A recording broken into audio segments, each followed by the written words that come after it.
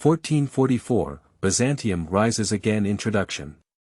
Your Highness, you are the Roman prince, the future heir of the empire. Good. When is now? 1444, the year of Jesus' birth. Your Highness, don't run away. Chapter 1. Born in the Purple Chamber. You are listening at Naval Full Audio. Isaac woke up on the soft bed. Looking around, the walls are carved with ancient reliefs, and the furniture styles are varied, some with obvious Gothic colors, while others come from the East with exquisite objects. Compared to the ancient luxury of the room, the decorations appear much more desolate. The cabinet that should have placed amethyst pendants is embedded with dim glass, and a marble statue is placed on a silver base. The gold inlaid on the copper mirror is nowhere to be found, and no one knows who stole it. Isaac pounced on the mirror and gazed at his newborn self. The young man in the mirror is about 10 years old, with a fair complexion, brown eyes shining with melancholy, a straight nose bridge in the center, a slightly raised mouth, and a hint of pride. His brown-black curly hair is slightly scattered, covering half of his beautiful eyebrows. Isaac smiled contentedly as he looked at his handsome face in the mirror and the unusual decorations around him. Such conditions do not waste the opportunity to travel through this great opportunity. Isn't this sense of immersion suddenly present? Dong, dong, dong. Please come in. Isaac was surprised as he effortlessly spoke a language he had never heard before. The heavy wooden door slowly pushed open, and a man dressed as a servant walked in, bowing and bowing. Your Highness the Prince, it's nice to see you wake up. Your uncle, the great Brazilian sulphur, is very worried about you. If your body is in good condition, please put on your clothes and come with me. What a precious word. After speaking, he bowed again. Wait. The attendants stopped their steps. Big brother, I haven't figured out the situation yet, so I need to give more hints. How to ask a good question. Will it reveal any flaws? Cough and cough, who am I? No matter what. Since he is a prince, he has the power to be capricious, making things mysterious is not beautiful. The attendant was stunned for a moment. You are Isaac Barriolius, your uncle, the great Jonas was the emperor of Rome and the Romans, and your father was an autocratic ruler of Mysterious and the entire Morea. Isaac's face changed dramatically. Sent it. He traveled to the late Byzantine Empire, with his uncle Jonas being the second to last Byzantine emperor and his father being the famous Constantine XI in history. No, Constantine XI had no offspring. Is it the influence of his own travels? A servant hurried over. Your Highness, General, your Majesty has concluded the Mass at the Cathedral of Santa Sofia and is now meeting with the envoy from Rome. He has instructed me to call you to come. The Roman envoy. The governor frowned. Are you discussing the United Church again? The servant carefully glanced at the manager's expression and said, No, it seems like it's about the Northern Crusaders. Your Majesty seems quite happy. After some thought, he added another sentence. Half an hour later, Isaac dressed neatly and got on the carriage heading to the Grand Palace. Along the way, the carriage passed through most of the city of Constantinople, allowing Isaac to gain a deeper understanding of this dying empire. At this time, Constantinople no longer had the reputation of being the king of all cities and the mother of all cities, but rather resembled a large rural market.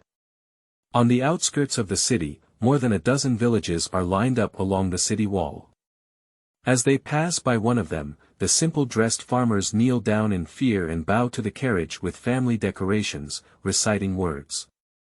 Farmers and citizens hurried along the way, handicrafters and local merchants are even rarer. The busiest districts are inhabited by Latin merchants from Italy and Turkic expatriates from Anatolia. The flag of St. Mark in Venice flutters high and shines brightly in the sunlight, piercing the hearts of every Byzantine. Pulling horses and panting heavily, the carriages drove past the squares of Theodosius and Constantine one after another. Standing beside the squares stood some ancient statues. Marble and copper bodies still existed, but the gold, silver, and jade inlaid on them were nowhere to be seen. In the catastrophe over 200 years ago, the entire empire's accumulated wealth of hundreds of years was looted. Although the brave warriors of the Rascalis family finally recaptured the capital, this pain has continued to this day, causing the entire empire to collapse. "Here we are," the manager said briefly. The carriage stopped in front of the Grand Palace, next to the famous statue of Justinian. Not far away, the barren grassland was clearly a former royal racecourse, and in the distance, the spire of the Santa Sofia Cathedral could be vaguely seen. This is the residence of the emperor, the center of Rome, the capital of the entire empire, and the center of the world. Once, the racecourse was filled with strong and proud armored knights, and the square was filled with world-shaking Roman soldiers.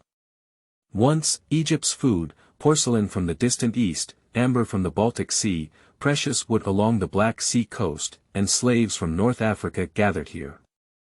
Once upon a time, edicts that could change the world were issued from here, and teams of healthy and powerful city militias gathered here.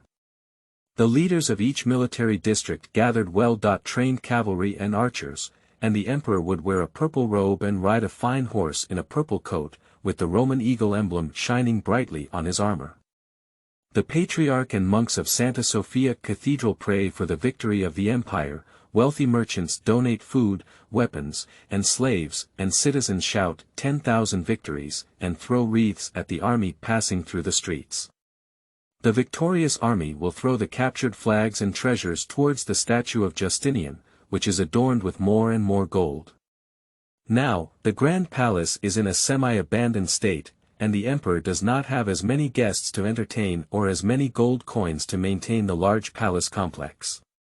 The racecourse gradually disappeared, and the gold on the statue of Justinian was looted, leaving unsightly scars. The sound of the bells in the distant St. Sophia Cathedral also seemed to exude a sense of sadness. This is the late Byzantium, the final Rome. Isaac straightened his mind, bowed deeply to Justinian, and walked slowly up the hall. The elderly eunuchs in the palace led Isaac towards the council hall, where several bursts of hearty laughter could be heard. Push the door and enter. The person in charge is a middle-aged man with half-white hair, a thin face, high cheekbones, wrinkles around the eyes and forehead, which is a sign of long-term stress. At this moment, a blush appeared on his face, and the corners of his mouth were slightly raised, full of joy. "Ah! Isaac, my child, I heard that you are feeling better. Come and let me see." Emperor Jonas VIII said happily. "Let me introduce you to the envoy from Rome. Assistant Bishop Fojar." Isaac looked up and saw a smiling middle-aged man sitting on a chair beside him, dressed in a white clerical robe and wearing a Roman Catholic cross. Isaac gave a slight bow. "Your Majesty, my body is completely healed. It's nice to meet you and this esteemed guest. I wish you all good health and a happy mood." Johannes VIII waved his hand and gestured for Isaac to sit on the chair next to him. "Your Majesty, what makes you so happy?" "Bishop Fogel has brought us good news. The Polish and Hungarian kings, the troops of WL III, have captured the Turkic border fortress and arrived in the Varna region. The Grand Duke of Serbia and mercenaries from Bohemia will meet with them under the leadership of Hungary's Yadi, and their troops will surpass that of Muhammad's boy in terms of quantity and quality. Not only that, under the order of Pope Enron IV, the Venetian fleet has blocked the Dardanelles Strait, and Murad II, who withdrew from the Karaman front, will be stopped in Anatolia and unable to provide timely support. The chances of winning this holy battle are very high," Bishop Fojar added with a smile. "The Pope's orders are read very seriously." Ioannis VIII clearly understood the implied meaning behind Fojar's words and stood up, caressing his chest with his hand. "May God always bless him. The great Pope and the holy warrior." He slowly lowered his head, unable to see any joy or anger. Fojar also stood up with satisfaction and prayed for the Pope. Isaac had no choice but to pretend to be devout, with horses racing in his heart, sincerely greeting the Pope and the mother of WL III. In a while, you won't be able to laugh anymore. Opening champagne at half-time is already a way to die. After seeing off the papal envoy, the empty hall was left with only a smiling uncle and a miserable nephew. Ioannis VIII was still immersed in the beautiful dreams depicted by the envoys, fantasizing about taking this opportunity to reclaim territory and recast the achievements of Alexios the Great and Michael VIII. Isaac already knew the end of the matter. The Venetian fleet did indeed blockade the Dardanelles, but their arch-enemy, the Genoese, released the army of Murad II after receiving a huge sum of money. Murad II crossed the Bosphorus Strait and forced his army to run for thousands of miles, engaging in a decisive battle with the Crusaders in Varna. The war situation was originally stable and improving, but the young Ioannis III did not know what the wind was, disregarding the warning of Hunyadi, and led the knights and guards to forcefully charge into the tent of the Sudanese Central Army. The knights once killed in front of the Sultan's tent, and Murad II's golden red flag was already in sight. At a critical moment, the Crusader General Ioannis III shouted to kill the enemy, charged forward on horseback, and bravely took the lead. Then was stabbed down by a small soldier. Suddenly, the entire army disintegrated. The joint king of Poland and Hungary, Ioannis died in battle on the spot, and the legendary general Hunyadi Janos was only spared. At this point, the large-scale military aid from the Western Catholic world to Constantinople came to an end, and the reputation of the Ottoman Empire resounded throughout Europe. The backbone of the Latin countries was completely broken, and for a long time they dared not be enemies with the Ottoman Empire. In the following centuries, traditional Christian territories continued to be lost, and Ottoman iron hooves plowed through the entire southeastern Europe, from the capital of the Eastern Roman Empire to the capital of the Holy Roman Empire. But this is all for later discussion. Isaac, you will soon be 12 years old and not young. If you can recover a few territories this time, I will appoint you as the governor. Ioannis VIII was obviously very interested. Thank you, Your Majesty. I do not seek a fiefdom, but rather wish the empire to last forever and Your Majesty's health. Ioannis VIII pouted unhappily. You really don't look like your father. If he were here, he would definitely have started bargaining with me. By the way, your father is currently advancing northward on the Collins Peninsula, echoing the Varna Crusades. I heard the progress is quite smooth. As he spoke, he handed a letter to Isaac. Reading www.uukangshu.net. The handwriting on the letter is straight and smooth, and it is clearly from a strong warrior. After a brief glance, Isaac understood the current situation. Constantine's military operations on the peninsula were progressing smoothly and did not encounter any decent resistance. It was just a serious shortage of food and weapons, and he requested support from the capital.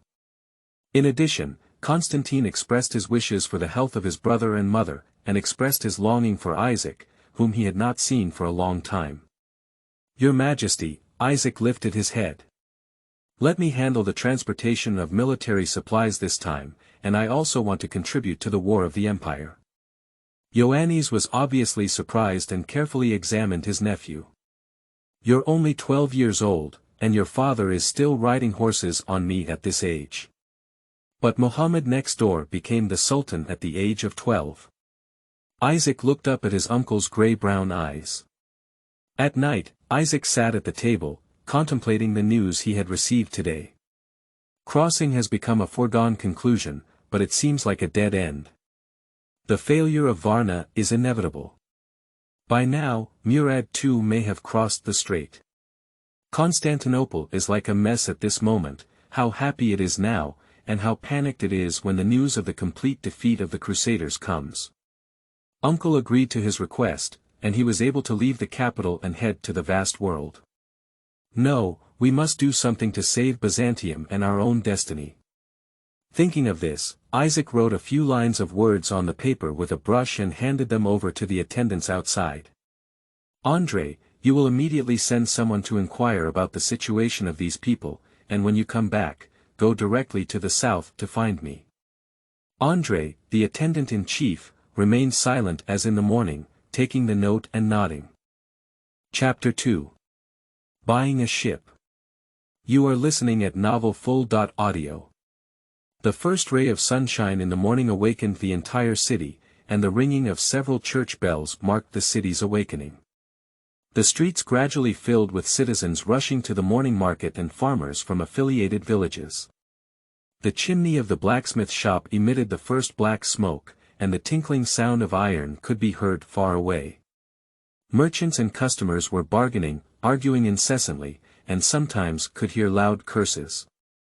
The fishermen who had worked hard all night didn't have time to rest, so they quickly dragged the fresh fish that had just been caught ashore to the market for sale, hoping for the most ideal price. Merchants in Venice and Pisa often offered more money in exchange for more delicious enjoyment. The citizens of Constantinople have a mixed love-hate relationship with Latin merchants. On the one hand, the Latin people are the instigators of their increasingly poor lives. On the other hand, everyone knows that the safety of the city to some extent depends entirely on the support of the Western Latin world for Constantinople. The night before, citizens and Latin people raised their glasses together for the victory of the Crusaders. On the square outside the church, a pair of fiercely arguing citizens can be seen everywhere, debating theological issues unrelated to daily life, commonly known as debating scriptures. This is the characteristic of the people of Leogenbeo. Regardless of gender or age, everyone is interested in religion and always looks forward to a wonderful debate with strangers. Objectively speaking, this is conducive to the development of logical reasoning and contributes to the internal stability and unity of religion. During the strong period of the empire, this phenomenon was once a beautiful scenery, but now the empire is in turmoil, and this behavior can only attract ridicule from the Latin people. Stupid Greeks, compared to gold, care more about verbal victory, said the Latin businessmen. For example, nowadays, many citizens are very dissatisfied with the church unity measure reached by the emperor at the Florence Grand Council in 1439 with the Roman Church. The religious atmosphere in the entire city is very frightening, like an open powder keg, where even a slight spark can explode. This has nothing to do with Isaac, who has just finished breakfast. Now, he is under the guidance of the captain of the guard, Mikhail, carrying out necessary military training for the royal children. Isaac's small guard consisted of only 20 people, and the captain, Mikhail, also served as a military teacher. The empire's treasury was unable to make ends meet, so having a guard of 20 cavalry was still due to the preference of his uncle Jonas. Captain Mikhail is a kind middle-aged man, born into a small aristocrat, and is said to be a distant relative of the Paleolo family. He was an experienced cavalry officer who participated in the Battle of Constantinople in 1422 and also participated in the siege of the Latin remnants of Achaia under Isaac's father, gaining deep trust. "Isaac, why have you become so hard-working today?" Mikhail was obviously happy with the progress of his students. "Usually, you would rather stay with the old man who taught you Latin and French to recite scriptures than train with us for an extra second." Isaac had just finished his archery training, rubbed his sore shoulder blades, and picked up the cavalry spear on the side. "Uncle Mikhail, I'm starting to feel that learning grammar can't save the empire. The future of the empire depends on soldiers' guns." Isaac wiped away the burning sweat that had rubbed into his eyes, climbed onto the saddle of his warhorse, gritted his teeth, and waved his spear. "Nonsense. If you don't learn some martial arts, you won't even be able to run away." Mikhail stared at the weak but proud knight in the sunlight for a second. Isaac clearly did not put in effort to practice martial arts, and his physical fitness was extremely average. At this time, his arm holding a spear was already sore, and the 3-meter-long spear was shaking in the young man's hand. "Uncle Mikhail. Child, a cavalry gun is not used that way." Mikhail leaned his hand on his forehead. "Then you didn't say it earlier." Throughout the morning, Isaac spent the pain of training, receiving the same training as the soldiers of the guard, without slacking off at all. During lunchtime, Isaac refused invitations from several noble friends and prayed with the soldiers, enjoying the food bestowed by God, and chatting nonsense exclusive to soldiers. At the beginning, the soldiers were still a bit reserved. They may never have the chance to dine with a purple nobleman in their lifetime, and their previous relationship with Isaac was limited to paying respects. After discovering that His Royal Highness the Prince was not difficult to get along with today, everyone slowly opened up and Isaac patiently listened to the soldiers share their joy, confide in their frustrations, and kindly offer their own opinions on the issue. "Your Highness today is a bit different," and the soldiers and captain of the guard all thought about it. Isaac knew that it was wishful thinking to expect such a careful opportunity to win over the hearts of the soldiers, but through this way, Isaac could gradually understand the lives of the lower-class soldiers, what they lacked, what they wanted, and what their ideals were. Everyone has their own interests, and if I can represent someone's interests, they will fully support me. With his understanding of historical trends, Isaac could only grasp the general direction. Historians disdain to record these details, but their importance is self-evident. Going deep into the grassroots, understanding people's hearts, the art of emperors, is nothing more than that. In the afternoon, the guard was assigned to participate in the city's patrol. There was no way, due to financial constraints, a penny had to be torn in half. Isaac took advantage of this opportunity to count his own wealth.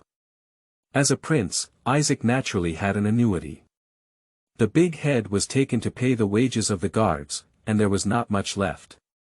Sometimes when his father was happy, he would give Isaac some change, which he had saved up and put in a small box. There are also some scattered jewelry and artworks with average value. The most precious are the dowry left by the late mother to Isaac, 2,000 ducats in cash, and many quaint books. Undoubtedly a business aristocrat, so rich. There are approximately 5,000 ducats in total. For ordinary people, this is already a huge sum of money. At the beginning of this year, ducats' purchasing power is quite high, with an annual income of approximately 100 groschen for a soldier, which is equivalent to 5 ducats. Of course, this does not mean that Isaac can now easily pull up a force of 1,000 people, with food, equipment, training, and other resources being devouring beasts. Isaac tidied up his mood, took all his belongings, brought his attendants, and went to the Venetian diaspora. Here, Isaac sold all the small gifts given by his uncle and father, as well as the books cherished by his mother, to the greedy Venetian merchants. It has been proven that in this era, books are truly rare goods, with prices even higher than Isaac had anticipated. After intense bargaining, Isaac suppressed his desire to strike the Venetian bookseller hard and picked up 2,640 ducats, brushing his sleeves away. The Venetian merchant behind him laughed heartily. A few dozen hardcover books were shipped back to northern Italy, enough to make a fortune. Isaac counted his own purse, totaling 5,633 ducats. A ducat weighing 3.5 grams of gold, weighing over 10 kilograms of gold, filled the seats of the carriage.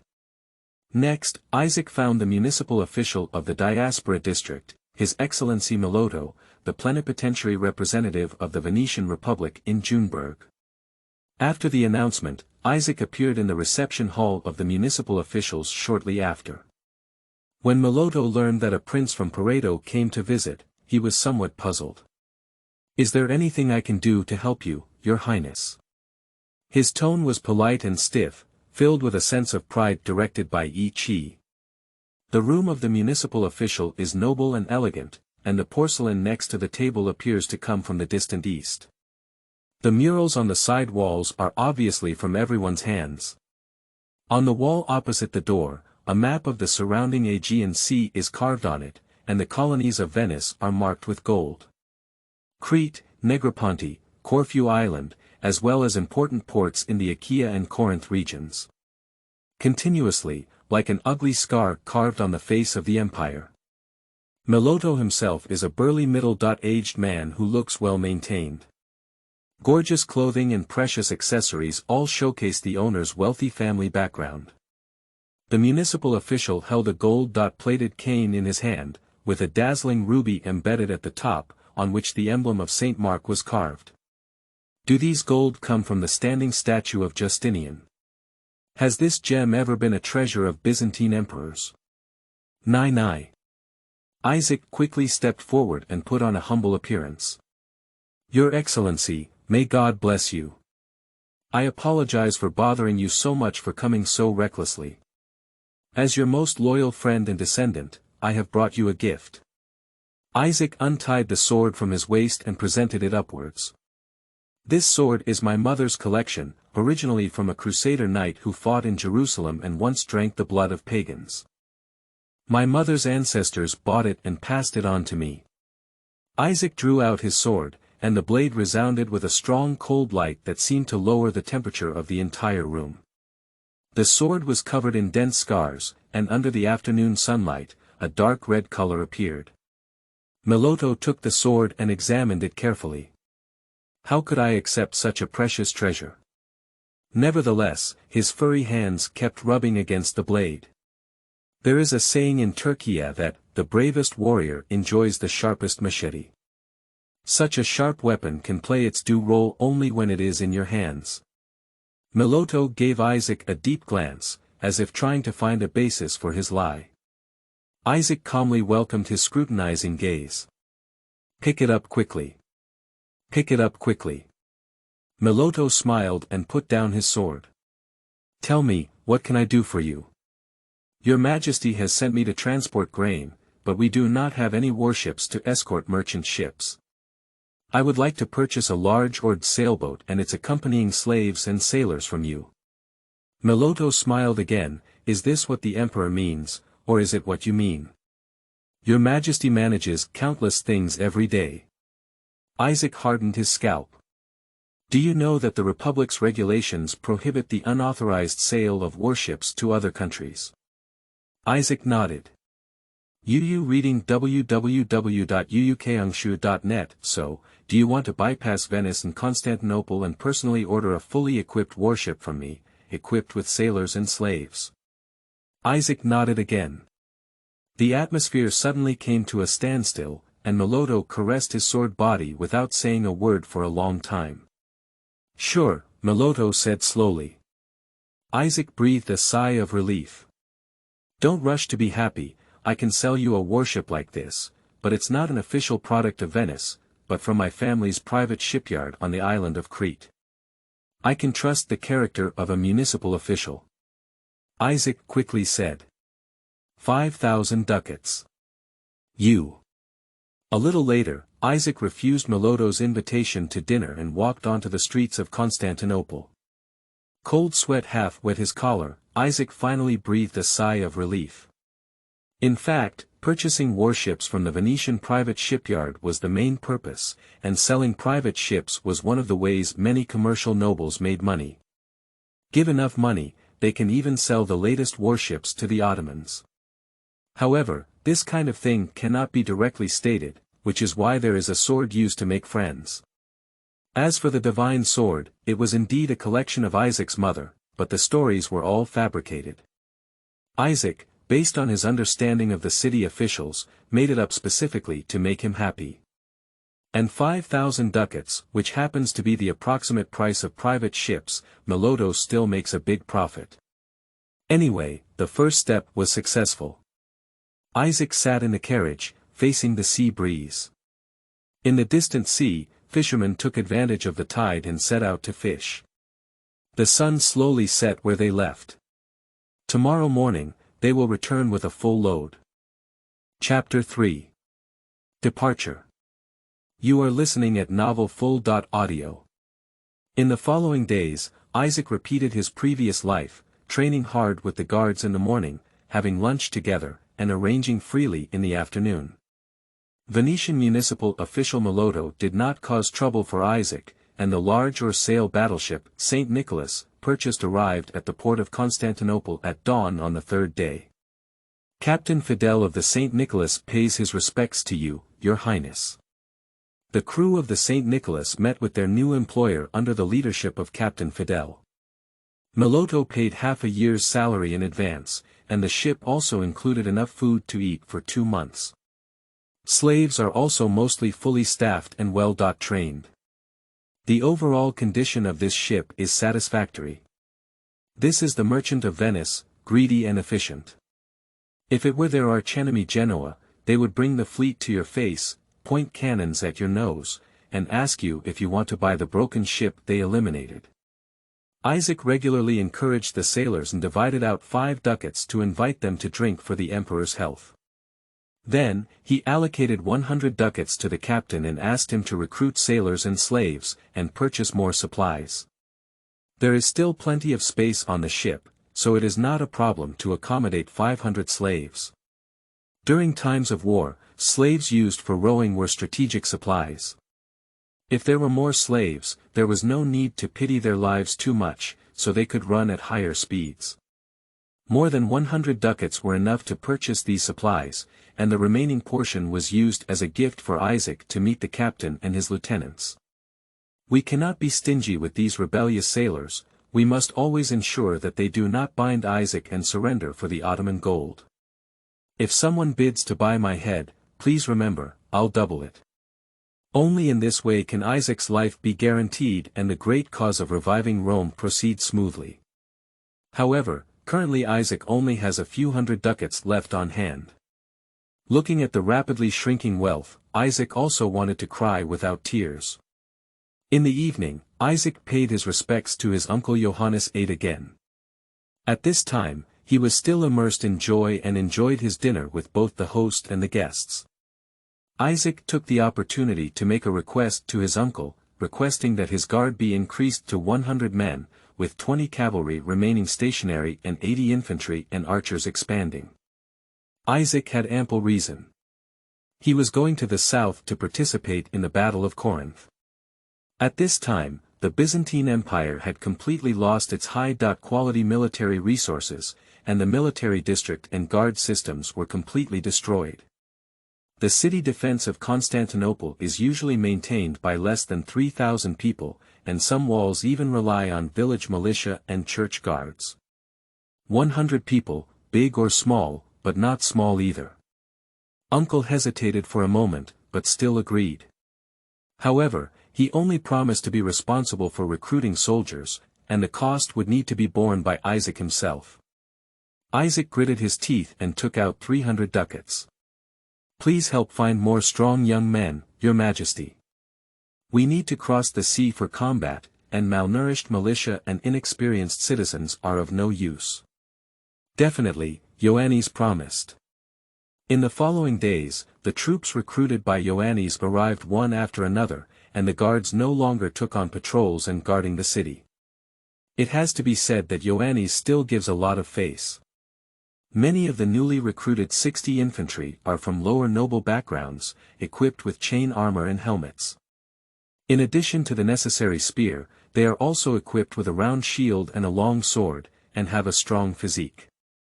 They are all pure Greek Orthodox believers, loyal to the empire. The 20 archers are descendants from the mountainous areas of Serbia, whose ancestors migrated to the vicinity of Constantinople and often served the empire in the form of mercenaries. They are equipped with strong bows and leather armor, and wear curved swords at the waist. In addition, Ioannis also selected some horses from the few stables of the royal family as rotation horses for the cavalry team.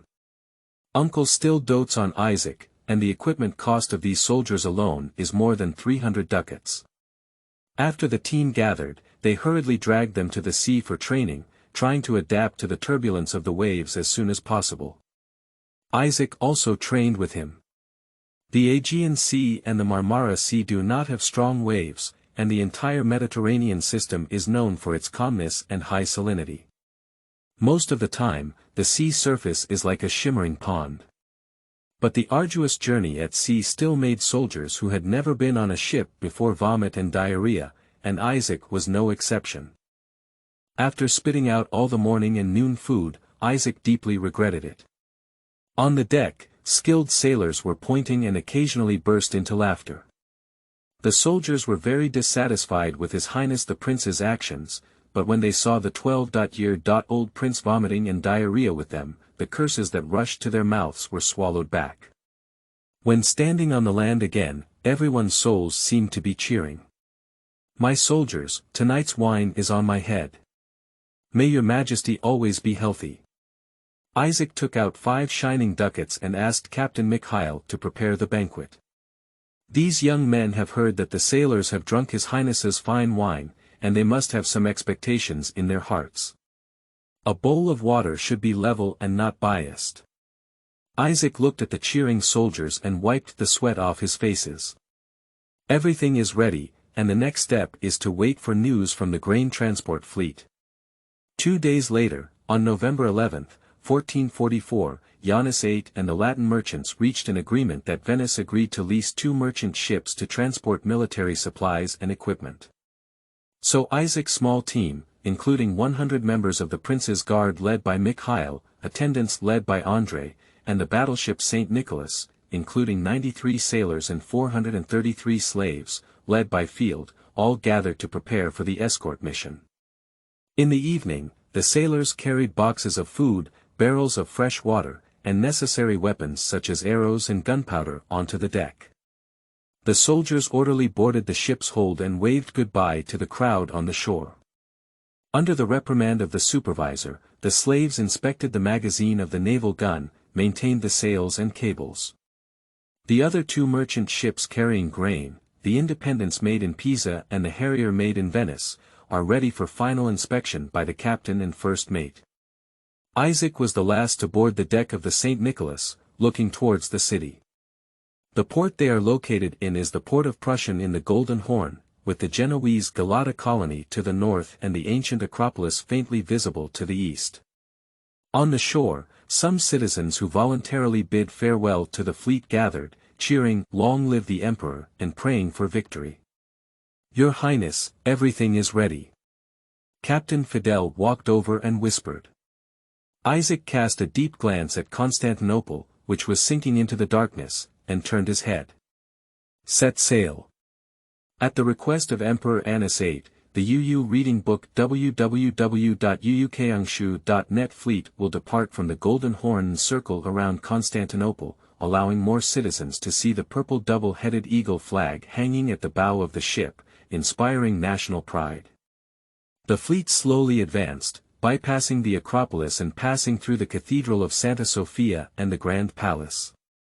The bells of the church bid them farewell. By bypassing the peninsula, the fleet arrived at the Marmara Sea, and the 2 ports in the south of the city also gathered crowds to bid farewell.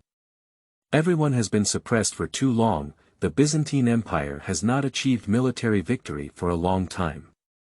The citizens grew up listening to the legends of their ancestors about the past glory of Constantinople, but in front of them were the iron hooves of the Ottomans getting closer and closer, and the sound of artillery bombarding the city walls was always heard in their ears. The victory of Isaac's father in southern Corinth, along with the good news of the Northern Crusades, greatly uplifted the hearts of the people. "Let's go," Isaac commanded. The fleet carrying the hopes of the citizens of Junebao raised its sails and sailed towards the south. Shortly after Isaac's departure, the citizens of Junebao retreated in 2s and 3s, still discussing their thoughts. On the post road leading to the north, a probing horse vigorously whipped the mount under its crotch, with an unprecedented panic and anxiety on its face. The guards guarding the city gate stopped him. No passage allowed at night. The knight fell to the ground exhausted, panting heavily. Varna. Defeated, Polish king. Died in battle, and the entire army was wiped out. The guard's mind was blank, standing there at a loss. The crowd of onlookers is increasing, and fine cries and prayers are beginning to spread among the crowd. At this moment, the last ray of sunshine came to an end to a day of preaching on earth, reluctant to part, brushing over the spire of the cathedral. Darkness fills the entire city. Chapter 4. Pirates and Naval Warfare. You are listening at novelfull.audio. After leaving Constantinople, Isaac ordered the people to lower the flag of Byzantium and replace it with the flag of St. Mark of Venice. Face is not important, safety comes first. Hanging the Venetian flag, even if encountering Ottoman or Mamluk naval fleets, can still deter the enemy from using the mouse. In fact, Isaac's fleet was not too weak. The St. Nicholas was equipped with 20 naval guns, and there was also a large crossbow at the bow and stern of the ship. If necessary, the sailors could also engage in close combat. The firepower of the other two merchant ships is also not weak, each with 10 guns. In the desolate sea, Latin merchants have always had a flexible moral bottom line. I can't beat it, I am just a registered maritime merchant, I can fight, I am a legitimate pirate who plunders. This is a special period for hundreds of years, during which Byzantium's influence in the eastern Mediterranean sharply shrank and its navy was limited to existence. The emerging Ottomans did not have enough time to cultivate a strong fleet, and trade relied more on land transportation. This provides a great opportunity for Latin merchants and the Knights of Hospitals. They took advantage of the situation and quickly occupied various trading ports, while controlling the maritime control of the Aegean Sea and the Marmara Sea. In this context, pirates who make a living by plundering are constantly emerging, with participation from both the Muslim and Christian worlds, with both sides turning a blind eye.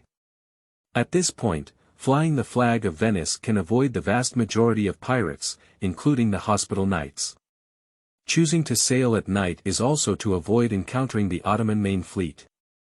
The full moon rises, pointing the way for the wanderers on a long voyage.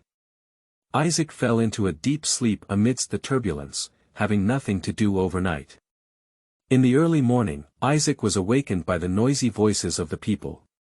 Push open the door and stop a sailor. What happened? The sailor pointed to the sea.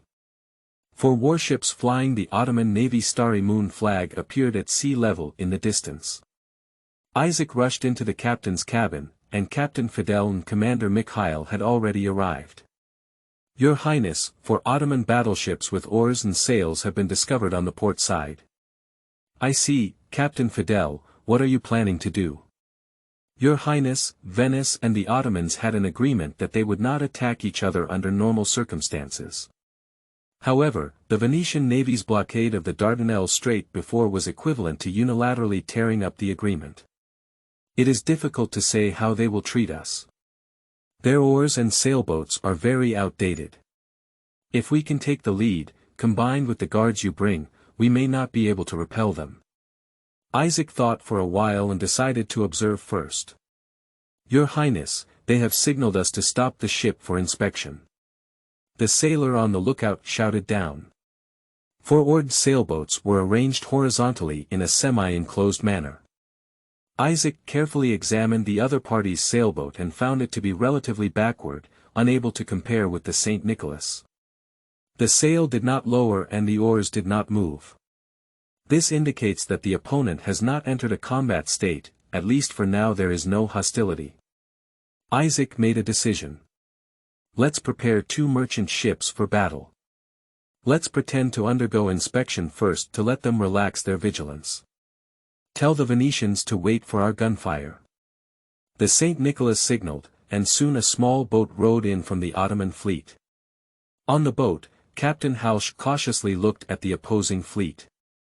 The fleet of Venetian merchants generally did not oppose the Ottomans, and they cared more about gold than the glory of Jesus. But the bastards of the Hospital Knights sometimes deceive Muslim fleets under the banner of Venice, waiting for them to relax their guard and then kill and steal goods. The fleet was parked outside the range of the cannons, and the captain sent Harsh to inspect and collect taxes. Christians don't have a good thing. Harsh thought to himself.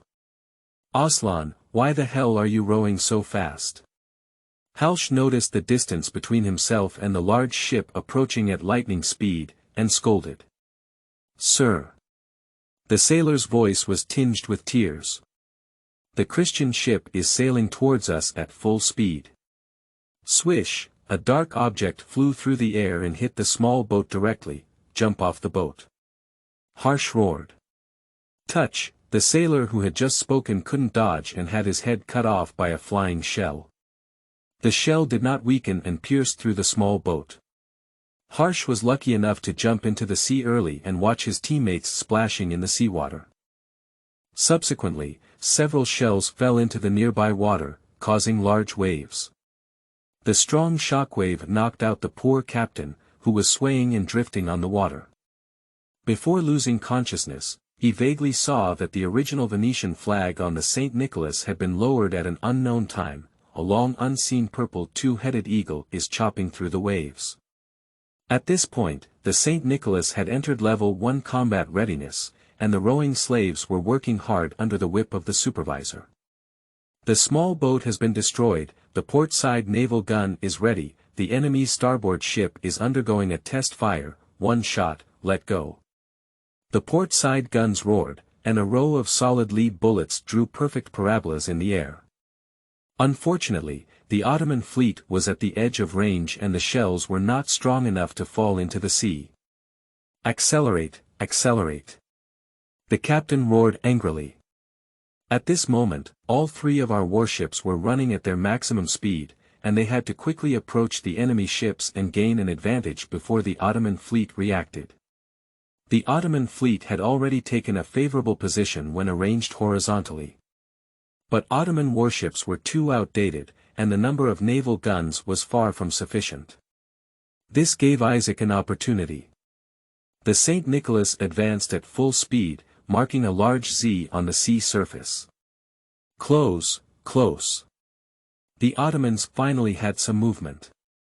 Touch, a burst of flames flickered and white smoke filled the air. 6 stone bombs fell into the surrounding ocean but failed to hit either. Starboard naval gun preparation, one enemy ship on the left, one shot, release. The starboard guns of the St. Nicholas roared, and heavy lead bullets flew towards the enemy ship. At the same time, 2 Venetian merchant ships also fired at the same time. The smoke dissipated, and the lookout sailors erupted in cheers. The enemy's left ship was hit by a bullet, the mast broke, and the deck caught fire. Looking up, Isaac vaguely saw the broken mast and burning deck of the enemy ship. The Ottoman sailors cursed and fought desperately to put out the fire. In the situation where the opponent lacks slaves, losing the sail cable means losing the ability to travel long distances. The remaining 3 enemy ships continued to fire. The old-fashioned stone shooter has poor effectiveness, relies heavily on aiming, and has limited killing power. The artillery battle between the two sides lasted for a period of time, and it can be said that they were pecking at each other. Our 3 gunships were staring at the Ottoman flagship in the middle and firing wildly. The flagship was hit several times, but still tenacious and unyielding. The Venice Harrier was also hit a few times, but fortunately there was not much leakage. The enemy clearly realized their own shortcomings in firepower and range, turned around, attempted to approach, and fired with crossbows. Captain Fidel will not give them a chance and orders the fleet to deploy on the spot, facing the enemy on the side, in order to achieve maximum impact. The situation on both sides instantly reversed. Halfway through, the enemy lost another oared sailboat, and St. Nicholas's artillery directly hit the powder magazine, causing the enemy ship to sink in a wobbly state. At this moment, the enemy flagship bravely charged toward St. Nicholas, facing the gunfire. The crossbowmen on the enemy ship were poised to fire, their eyes filled with anger. And then, they saw that on the deck of St. Nicholas, the well-trained guards had opened their long bows. The battle is beyond doubt. After a series of shots, the enemy ship finally raised the white flag. The remaining dozens of enemy soldiers were killed or injured, and Isaac also reduced his personnel by 2, resulting in more than 10 minor injuries. Subsequently, Isaac forced another incoming enemy ship to surrender and quickly approached the first rowing sailboat that had lost its mobility. After unsuccessful attempts to surrender, Isaac ordered the archers to shoot arrows. Subsequently, the guards and sailors boarded the ship to fight, leaving no one but the rowing slaves. Your Highness. In this encounter, under your wise command, our side sank 1 enemy ship, forced 2 enemy ships, captured 1 enemy ship, captured 104 sailors, and 138 slaves at the cost of 1 minor injury. Please let your Highness know what to do next. On the deck of the St. Nicholas, Captain Fidel reported loudly. Isaac gave him a deep glance. He only gave the most basic orders himself, and the rest of the tactical choices were all made by this captain, but he was not greedy for credit. Young man has a bright future. Is your professional competence so strong, your tactical vision so sharp, and your interpersonal skills so skilled? Tell me, how many glasses of wine do you usually toast to the leader? Isaac patted Fidel's broad shoulder and stood on the high platform, shouting loudly. Roman soldiers. Today, we defeated the Turkic fleet and won glory for the empire. The guards erupted in enthusiastic cheers, and the sailors were much weaker on their side. Where there is victory, there is reward. Fidel, Mikhail, give you 300 ducats. After landing, please have a good drink, soldiers. Isaac threw the last purse on his body towards the deck, and the ducat coins jingled and rolled all over the ground. Long live your highness. All the staff cheered. The fleet continued to move forward, with the St. Nicholas dragging a destroyer at the end, 2 merchant ships on either side, and 2 landing ships in the middle. The weapons used to descend the ship were all confiscated, and only 1/3 of the slave rowers were equipped. The St. Nicholas was closely monitored by its assigned guards. Thus, the fleet arrived at Negroponte, the colony of Venice on the Greek peninsula, at noon on the 3rd day. After landing, the news of the defeat of the Varna Crusades came as scheduled, casting a shadow over the victory in the naval battle. However, the guards and sailors happily landed, and soon they would consume Isaac's 300 ducats.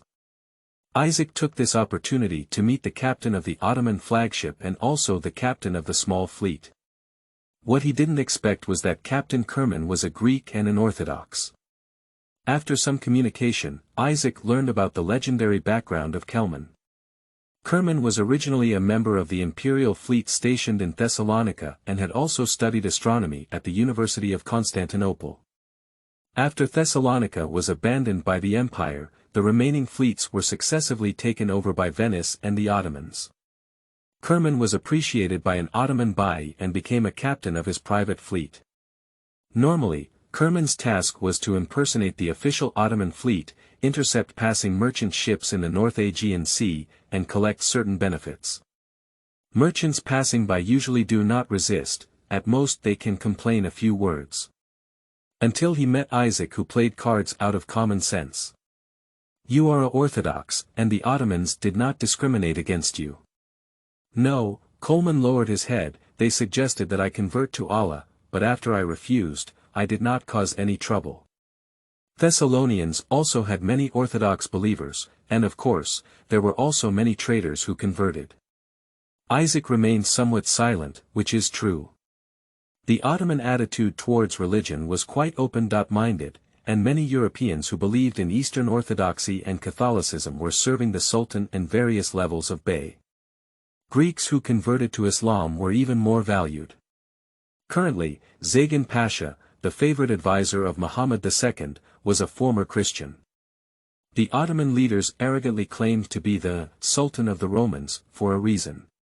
The Ottoman replacement of Byzantium was more like a dynastic change, and many of the excellent policies of Byzantium were inherited. Ottoman religious policies were also very tolerant and could attract talents from all over the world. My own enemy is a thriving and rapidly rising empire. Isaac made a decision. Kelman, my name is Isaac Bariolius, the prince of the empire. Now I promise you to remain the captain. In your old army, those who can be trusted will stay, and if there are not enough people, you can recruit again. What do you think? I am willing, your highness the noble prince. Kelman stood at attention and pounded his chest with his hand. Kerman had no other choice, and the consequence of refusing was being sold into slavery. Escaping is even more impossible. The Ottomans tolerate pagans, but they detest traitors deeply. This is his last chance. Your Highness, the captain of the other ship is a Bulgarian and also an Orthodox.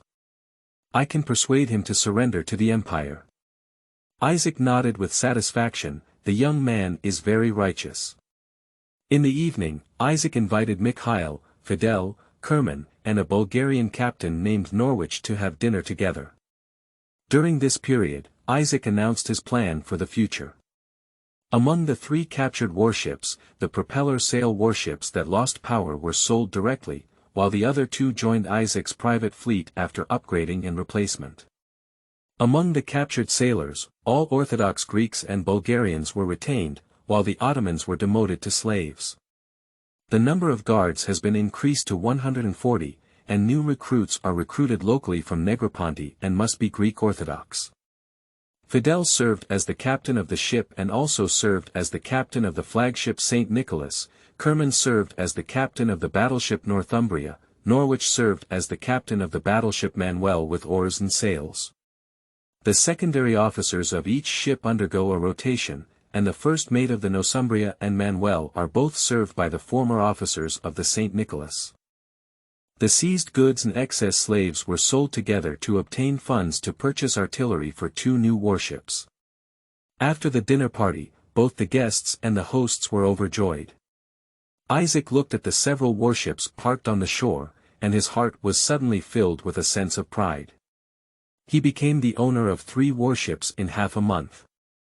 Muhammad. I will definitely unscrew his skull and use it as a bowl. My name is Isaac. Please ask Osman to die. Chapter 5. Arriving in Athens. You are listening at novelfull.audio. Isaac's fleet stayed in Negroponte for 3 days. During this period, 40 new guards had been recruited from nearby villages, and the unpowered or sail battleship was successfully sold to a Venetian private shipowner for 2,000 ducats. With a little maintenance, he can sell 3,000 ducats.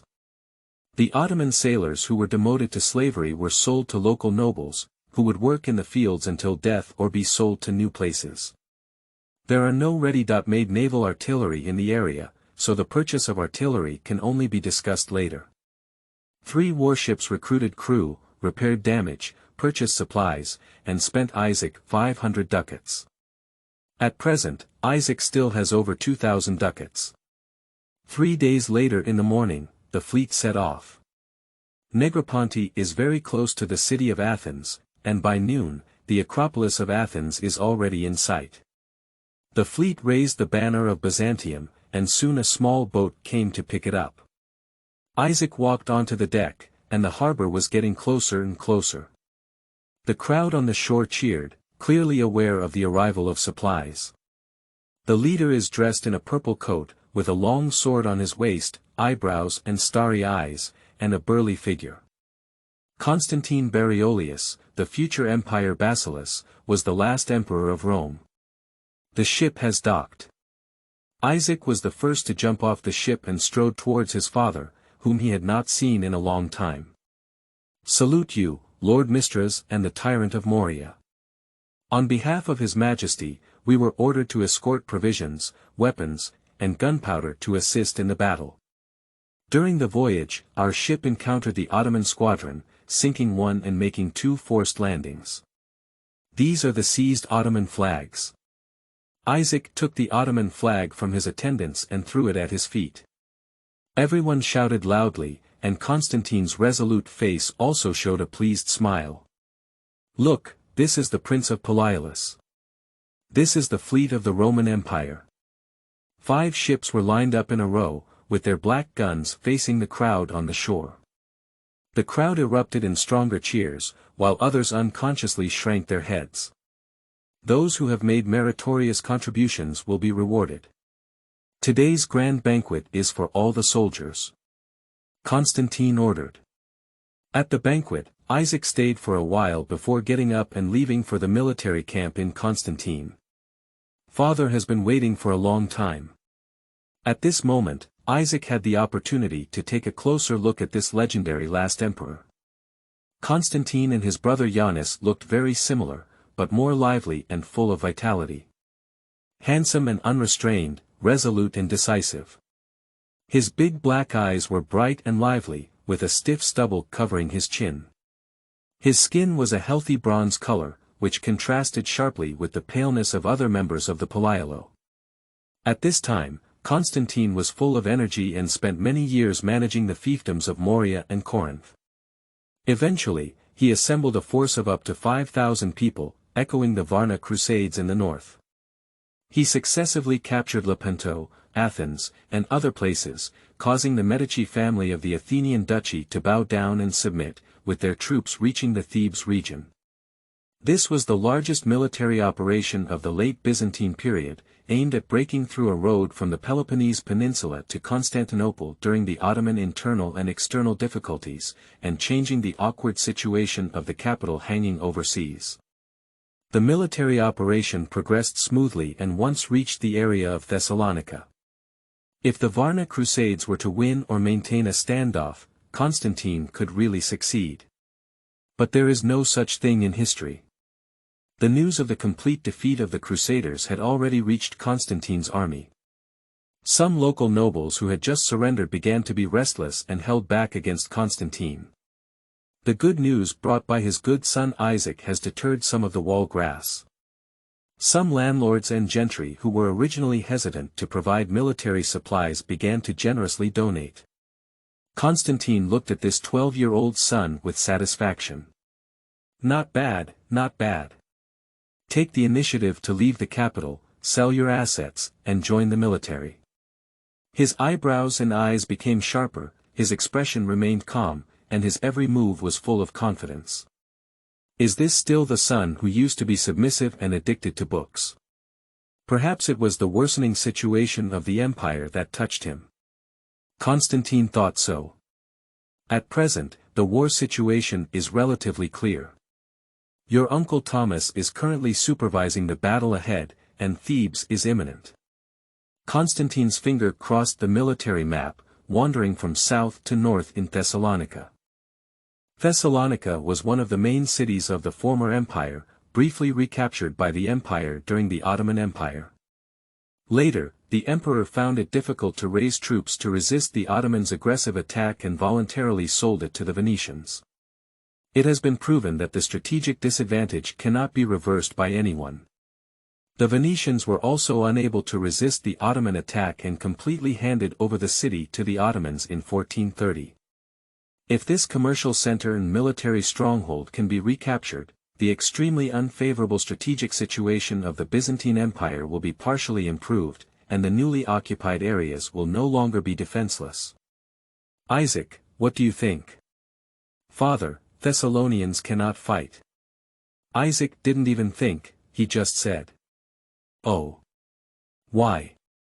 There are many people in the military who suggest that I take advantage of the Ottoman main force not yet returning to defense and take it in one fell swoop. Constantine's expression remained unchanged. Isaac cleared his throat. Thessalonians' defense facilities are sufficient, and there are regular Ottoman troops stationed. Even if we can defeat them, we will inevitably suffer heavy losses. When the Ottoman main force retreats, how can we resist them? The Thessalonian region has a large population and a majority of Orthodox believers. We can mobilize the people and form a new army. You'd better give up this idea, father. Isaac bluntly interrupted his father's delusions. The local people's nostalgia for their homeland is true, but if they were to pick up their swords and guns to fight against the Ottomans, perhaps no one would be willing. As far as I know, the Ottoman policy towards Orthodox believers was quite tolerant, and there was no large-scale oppression. Everyone's resistance consciousness was not high. Isaac paused and added, their days may be better than before. Constantine's face turned green and red. There is nothing shameful about this. In the end of the dynasty, there were frequent wars, land mergers, and heavy taxation. The empire has had multiple civil wars, and both sides do not recognize each other, making it impossible to share military expenses equally. This has harmed the people of the empire. The enlightened ethnic and religious policies of the Ottomans allowed for the integration of newly conquered territories in a short period of time, rolling the snowball larger and larger. Boy, it's even more Roman than Rome. What do you think should be done? Finally asked. On the way, Isaac pondered over this issue and came up with a rough plan. I am afraid that Constantine will be stubborn and unable to listen to advice. Father, I have 4 main plans. Isaac stood up. Firstly, after Uncle Thomas captured the city of Thebes, he stopped advancing and rested on the spot to appease the people. Secondly, forcibly relocate the people, food, and money from Athens and Thebes to the Corinthians and Morea regions, with the resettlement costs being covered by the confiscated financial expenses, while also requiring merchants to contribute financially. Thirdly, mobilize the people to quarry stones on site, repair the 6-mile Great Wall of the Corinth Isthmus, and purchase firearms to strengthen defense. Fourthly, contact the people of Venice and Genoa to see if they are willing to purchase ports in the newly occupied areas. This is a region that is ready to completely abandon the new occupation, with a firm wall and a clear field, waiting for work with ease. But giving up all the achievements of a few months requires great courage, and the internal and external resistance is definitely not small. Constantine did not answer for a long time. Tomorrow you will follow me north, and I will arrange for you to bring your guard along with the fleet's artillery. Constantine waved his hand. Sigh. I still can't make a decision. Isaac had no choice but to agree and leave the camp. This is also expected. From the evaluation of Constantine XI by later historians, it can be seen that he was an excellent knight, a steadfast commander, a qualified politician, and a poor diplomat. His control over the world situation and various forces is relatively superficial, and he always likes to take things for granted, which is a common problem among idealists. In history, the rule of Constantine XI in Athens and Thebes was unstable, and the local people's power was not well utilized. It was not until the Ottomans regained their composure and mobilized a group to attack that Constantine decided to abandon the 2 territories and guard the 6-mile Great Wall. The local forces of Thebes and Athens surrendered to the Sultan, becoming the vanguard of the Ottoman attack on the Great Wall. You can't just sit back and see such a result happen, you must do something.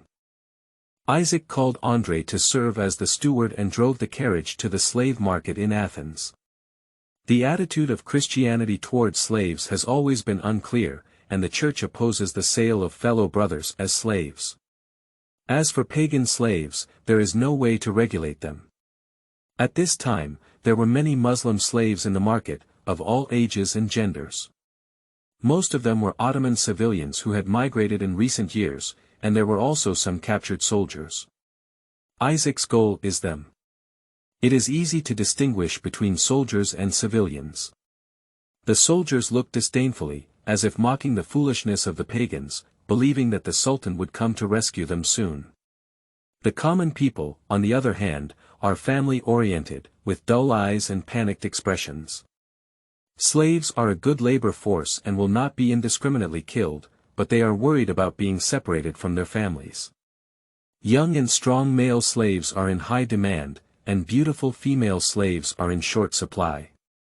The elderly and children are abandoned like humble shoes, and young men and women who are bought away often beg their masters to buy their parents and children together, but most of the time they can only get the whip of the slave owner.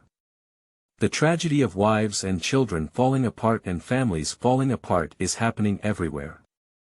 Isaac kept walking and stopping, occasionally getting off the car to see the slaves who were selling well, breaking open his teeth, taking off his clothes, and seeing if he had any hidden diseases and if he was strong. Not very satisfied with everything. At this moment, the crowd began to argue. A father, unwilling to separate from his wife and daughter, broke free from his wooden shackles and knocked over a slave merchant who forcibly pulled people. Bastard! The merchant covered his bleeding eyes, and the guards on the side surrounded the man. Kill him, the merchant roared in Latin. His daughter in his arms was so frightened that she closed her eyes. Isaac walked forward, standing between the guard and the man. The guard recognized the emblem on Isaac's clothes and bowed with his spear. Salute to you, your Highness, the commander of the 3rd Squadron of the Athenian Security Corps, Leo, at your command. The Latin merchants also recognized Isaac and came forward to confess their grievances. Your Highness, this person must be a spy, and his crime should be punished. I'll take them all as a family. The merchant immediately pretended to be difficult.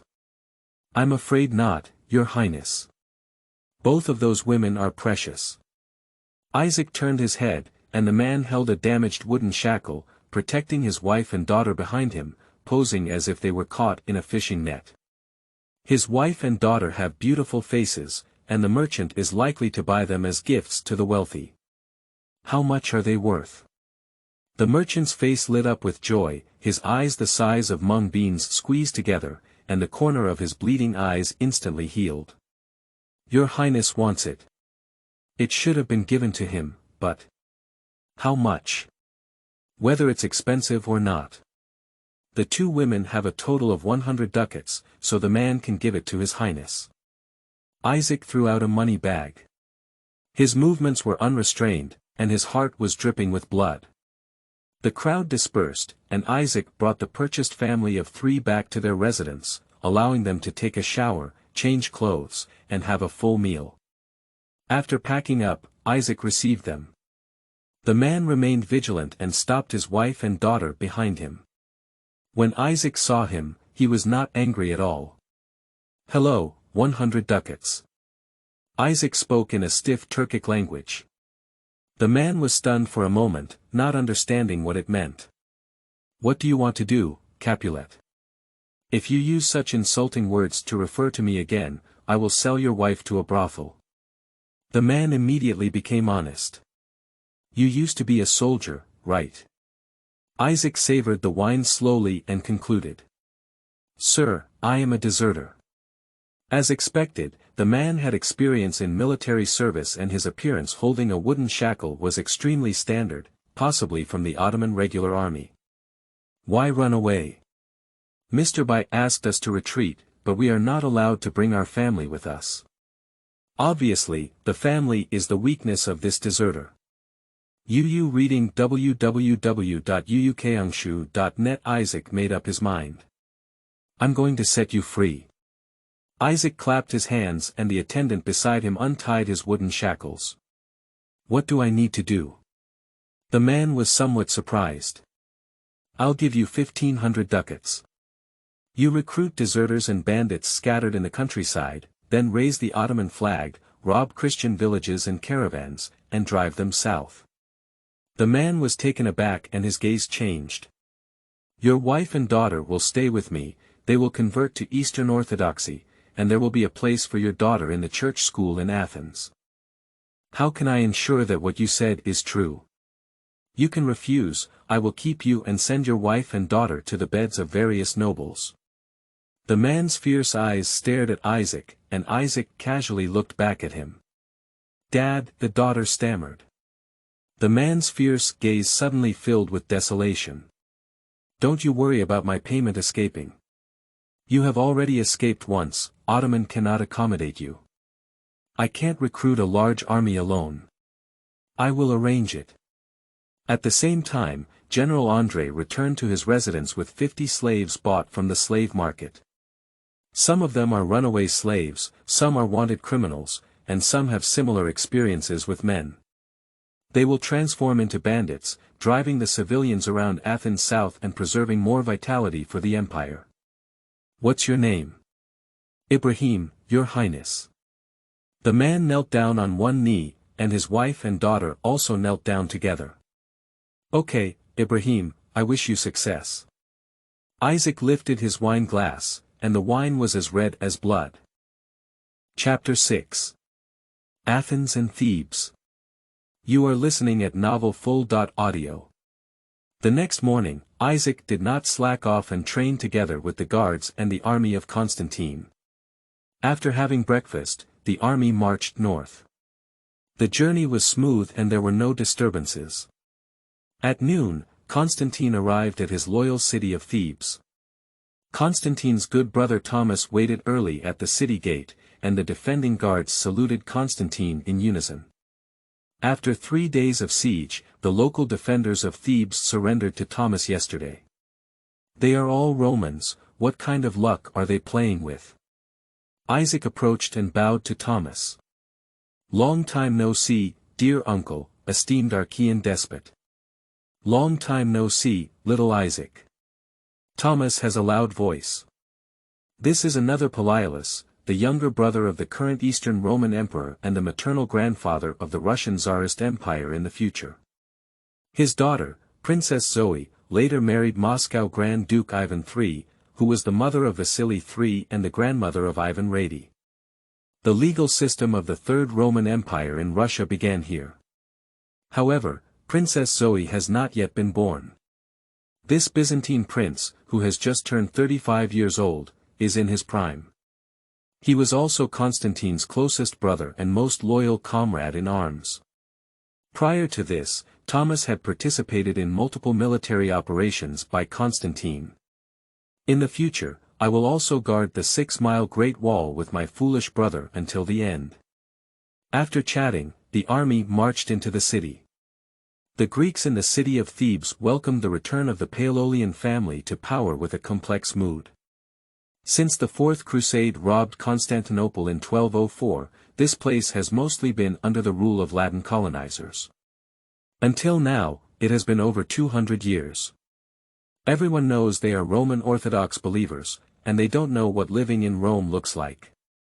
Especially with the recent rise of the Ottoman Empire, the Duchy of Athens has been walking a tightrope between the two powers, focusing on the material resources of a principality and winning the favor of the Sultan. Thebes is located at the border between the Duchy of Athens and the Ottoman Empire, and often receives Turkish cavalry to catch the autumn breeze. The Grand Duke from Florence dared not speak up and not only did nothing, but also had to pay tribute to the Ottomans every year. The Byzantine emperors are all paying, what's wrong with me paying? In this context, local Greek Orthodox believers inevitably have illusions about their homeland. However, the empire is on the verge of collapse and it is difficult to protect oneself. Looking south for another year, Wangshur only had half a company left. This time Constantine made a lightning-fast comeback and was indeed welcomed by the local people at the beginning. At this moment, Constantine was still having fun with his foolish brother. But Isaac was very clear that the locals were Muchang, not patriotic. When the Sultan carries a large army and kills them, they will immediately switch sides without any hesitation. After lunch, Constantine convened a military and political conference. The two brothers Constantine and Thomas presided over the meeting, and military and political officials at all levels participated. Isaac was allowed to attend. The meeting first summarized the previous victories, then arranged for food and ammunition affairs, and finally entered the main focus of the meeting. Discussing whether to continue advancing and the disposal of the Grand Duchy of Athens. Unlike what Isaac had in mind, the political side advocated moving north, while the military side advocated stopping the advance. A few old men with white beards were talking nonsense about boosting morale, and the revival of the empire. When they reached the heart-wrenching point, they couldn't help but shed a few tears. Isaac had a fit of nausea. I didn't see you during the war, but I jumped out while dividing the cake. Uncle Thomas was furious and slammed the table to argue with them. Constantine remained silent and pondered silently. The meeting lasted from sunrise to sunset, and Constantine finally made the decision. To eat first and discuss tomorrow. Upon hearing about the meal, several whitebeards stopped being enthusiastic and wiped away their tears before running towards the dining table. Isaac did not express any opinions throughout the process. The dominant position in this meeting is still in the hands of Constantine, and if he wants to advance, no one can stop him. I have said everything that needs to be said, I believe he will figure it out. In the next few days, the meetings were going on fiercely, but of course, nothing was discussed. The old Byzantine tradition has become commonplace for everyone. Until a message arrives, I thought the stable Athens had an accident.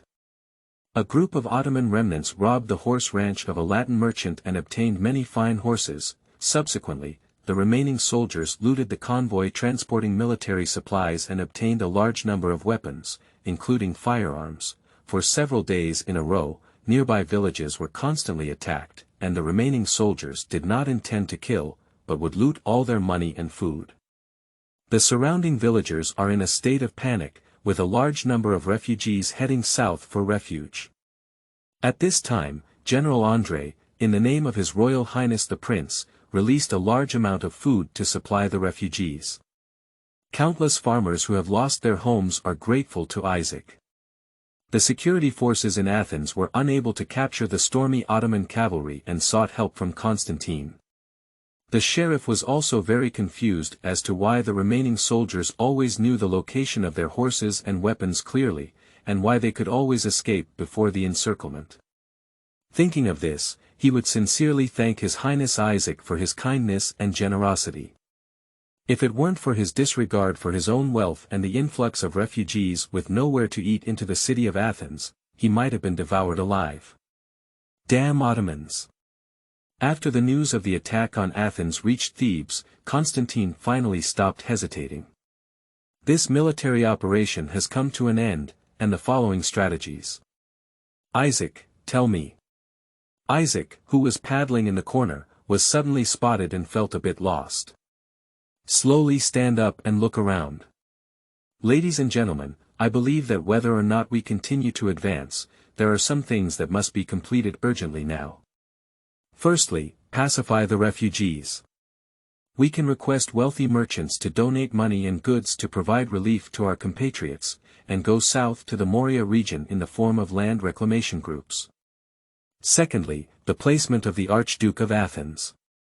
This issue involves multiple aspects, and we cannot risk angering the Catholic Church by directly abolishing the Archduke. Instead, we should keep him and make him pay the appropriate tribute, while ensuring the freedom of Orthodox believers and the imperial garrison within Athens. Their fleet can also be borrowed and used. Thirdly, the construction of the 6-mile Great Wall in Corinth, where all the adults' businesses are located south of the wall, is unlikely to result in their hometowns being plundered by Ottoman remnants. Finally, we can deploy a few cavalry to head north, plundering property and slaves, while attracting Orthodox believers to head south. As soon as the plan was proposed, the whole room immediately began to whisper, considering the feasibility of the plan. What else Whitebeard wanted to say was warned by Constantine's gaze. I usually bring you as mascots, but don't take yourself too seriously when it's crucial. Since there are no objections, let's do it this way. The last row of boards for Constantine. After some discussion, Constantine decided to stay in the north to stabilize the situation and arrange for the northward plunder. Thomas led his troops south and presided over the restoration of the Great Wall of Corinth. Isaac, on the other hand, issued a military order stating that he would definitely eliminate the remaining Ottoman soldiers around Athens, otherwise he would bring his head up to see them. Isaac returned to Athens, boarded the St. Nicholas, and met with Ibrahim, who had been waiting here for a long time. Dad! Ibrahim's daughter rushed towards him. Isaac gave them time to reunite and then summoned them. Well done, very capable, I didn't misread you. Ibrahim remained silent and did not answer. I called the clergy of the Orthodox Church in Athens to preside over the baptism ceremony for your family.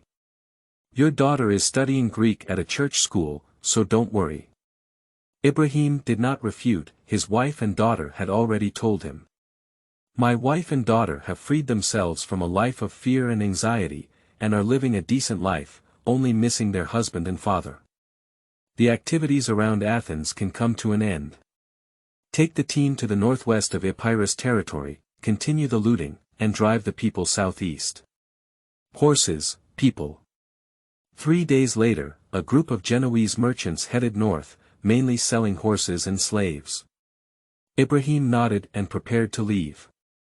There's not much intelligence this time, avoid the big target, match more horses, and run away if you can't win. I have Kelman wander along the shore with the Northumbria, please cooperate. Isaac waved his hand and asked Ibrahim to leave. Walking to the door, Isaac stopped him. I won't keep letting you do this. When things are over, you will become my subordinates. You will be the commander, and I will have the Archbishop of Constantinople baptize you.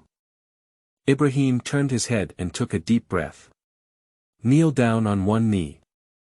The eyes, which had been dim all along, seemed to radiate a slight radiance. Isaac smiled with satisfaction. After Ibrahim left, Isaac looked at the wealth he brought with joy.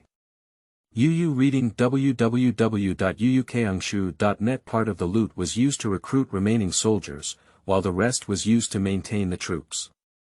The largest one came to Isaac's dining table. More than 9,000 ducats, a truly huge sum of money. Isaac planned to recruit a group of new soldiers from the refugees based on this. In addition, the firearms unit must also be put on the agenda. As a result, more than 10 villages were scattered and 6 caravans were left with nothing to lose. The next day, Isaac was invited to attend the anti-banditry oath conference held by the Orthodox Church, attended by representatives of merchants and refugees. Both merchants and refugees expressed great gratitude to Isaac for opening the warehouse and releasing food, and even the Orthodox Church personally commended him. How does this grain taste so familiar? Nonsense, can you not be familiar with what you planted yourself? Your Highness, when will you go out of the city to suppress bandits? The bishop asked. The merchants also looked over with concern. Isaac's face turned pale. The specific time cannot be determined yet, probably this month. After all, there are still many difficulties. We are preparing military supplies and equipment, and there are also many personnel who are insufficient. Merchants will donate funds, and our church will also contribute. The bishop swore a solemn oath. There are many shortcomings in firearms. We're buying from Italy. There are many shortcomings in artillery. We are purchasing from Hungary. Armor is abundant. Buy. Bow and crossbow. Buy it. Isaac then stood up satisfied. This bandit must be suppressed at any time, we can't do without it. Tomorrow noon, leave the city and suppress the bandits.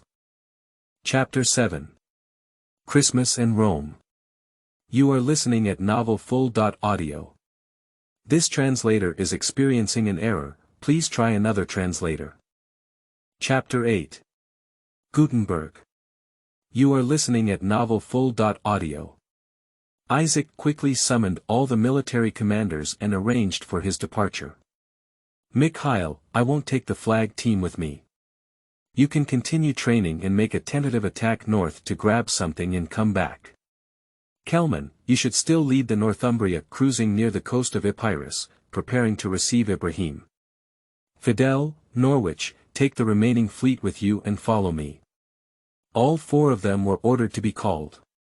The next day, a fleet consisting of 2 warships and a dozen transport ships marched towards Rome in a mighty manner. In addition to the flagship St. Nicholas and the sail battleship Manuel, Isaac's private fleet also added 2 Kirk ships. This is a ship borrowed from the Grand Duchy of Athens, a widely used transport ship in the North Sea and Baltic Sea. The Athenians slightly modified it and inserted 6 guns, which can be considered as having self-protection ability.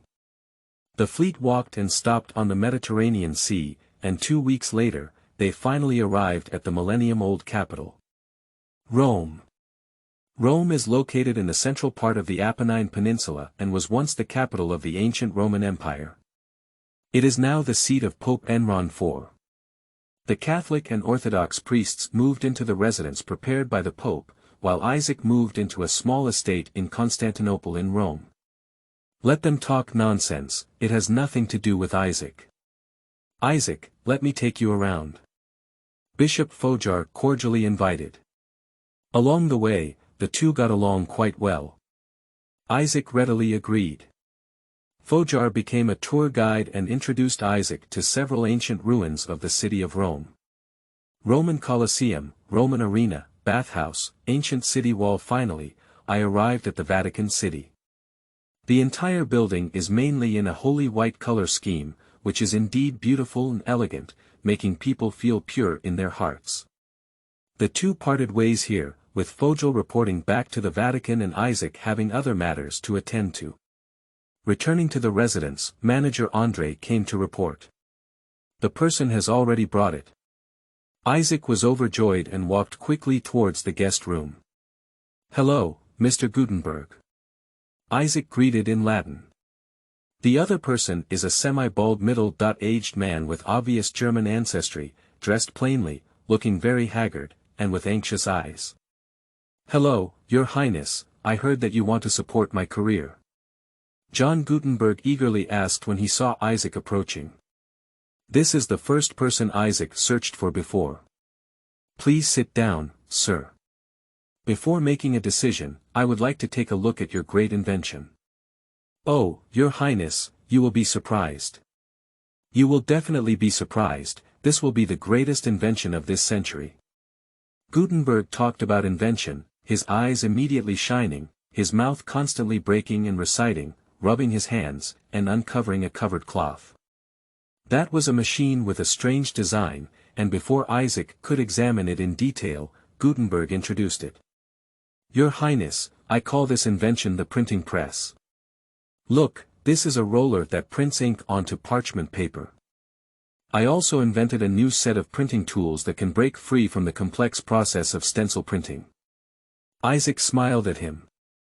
Gutenberg was the inventor of Western movable type printing and printing press, and later the Gutenberg Bible, printed with his invention, became a timeless classic. Compared with the mud type invented in the ancient East, the metal type invented by Gutenberg has a wider practicality. The maturity of paper technology, the invention of oily ink, and the widespread use of Gutenberg printing technology have led to the flourishing development of the European book manufacturing industry. On this basis, the Renaissance and subsequent Enlightenment movements led Europe towards prosperity and strength. Of course, these are all later remarks. At this time, Gutenberg was in a lawsuit against a local tycoon and deeply imprisoned.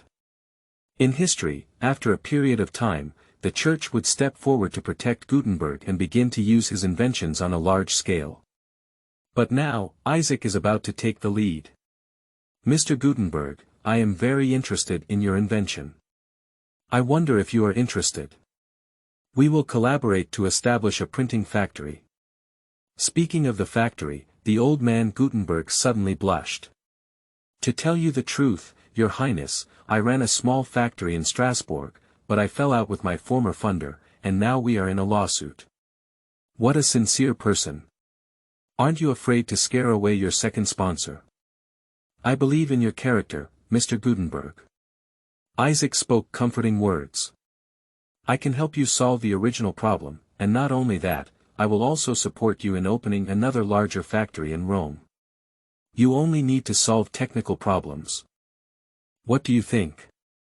"Thank you so much, my dear Highness. You are simply—" Gutenberg was so excited that his words were incoherent. He waved his big hands and had nowhere to place them. "How much funding is needed?" 5,000. "No, 3,000 ducats." Gutenberg carefully watched Isaac's face. "I'll give you 10,000 yuan and make the product as soon as possible." "Yes, dear sir."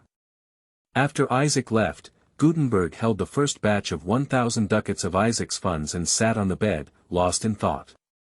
Subsequently, he fiercely threw the money bag into the air, caught it, threw it into the sky, and then caught it. Isaac obtained another good comrade at the cost of almost emptying his wallet. The 9,000 ducats borrowed from Athenian farmers and the 2,000 ducats knocked from church merchants instantly left less than a fraction. But all of this is worth it. You should know that the Gutenberg printing machine was the first official printing machine, but it was a redemption voucher. As long as you can persuade the Pope to hand over the business of indulgence vouchers to yourself, you can make a big profit. In addition, there are religious books from various churches, Renaissance books favored by the merchant class, ancient Greek works favored by Byzantines, and even the Quran of Islam, which can become the business of printing factories. Previously, books largely stopped at being transcribed by clergy, with poor efficiency. The popularization of printing machines is a blow to the field of dimensionality reduction. In the next few days, Isaac and Gutenberg were busy selecting factories and recruiting workers in the city of Rome. Gutenberg paid a penalty to the troubling gentry and transported the remaining machines to Rome. During this period, Bishop Fogel greatly helped Isaac. The reason for choosing the factory in Rome is because of its developed paper industry and vast book market. Under the influence of Bishop Fogel, Isaac purchased a small paper-making workshop. The printing factory is built nearby. A week later, the printing factory started smoothly. At present, the manufacturing scale is still very small, with Gutenberg serving as the manager. There are 5 workers in the printing workshop and only 2 people in the paper mill. The first printed book was the Bible, a Latin version. Isaac gave it to Bishop Fogel. The simple and elegant font, exquisite standard shapes, and clear and durable handwriting immediately caught the bishop's attention.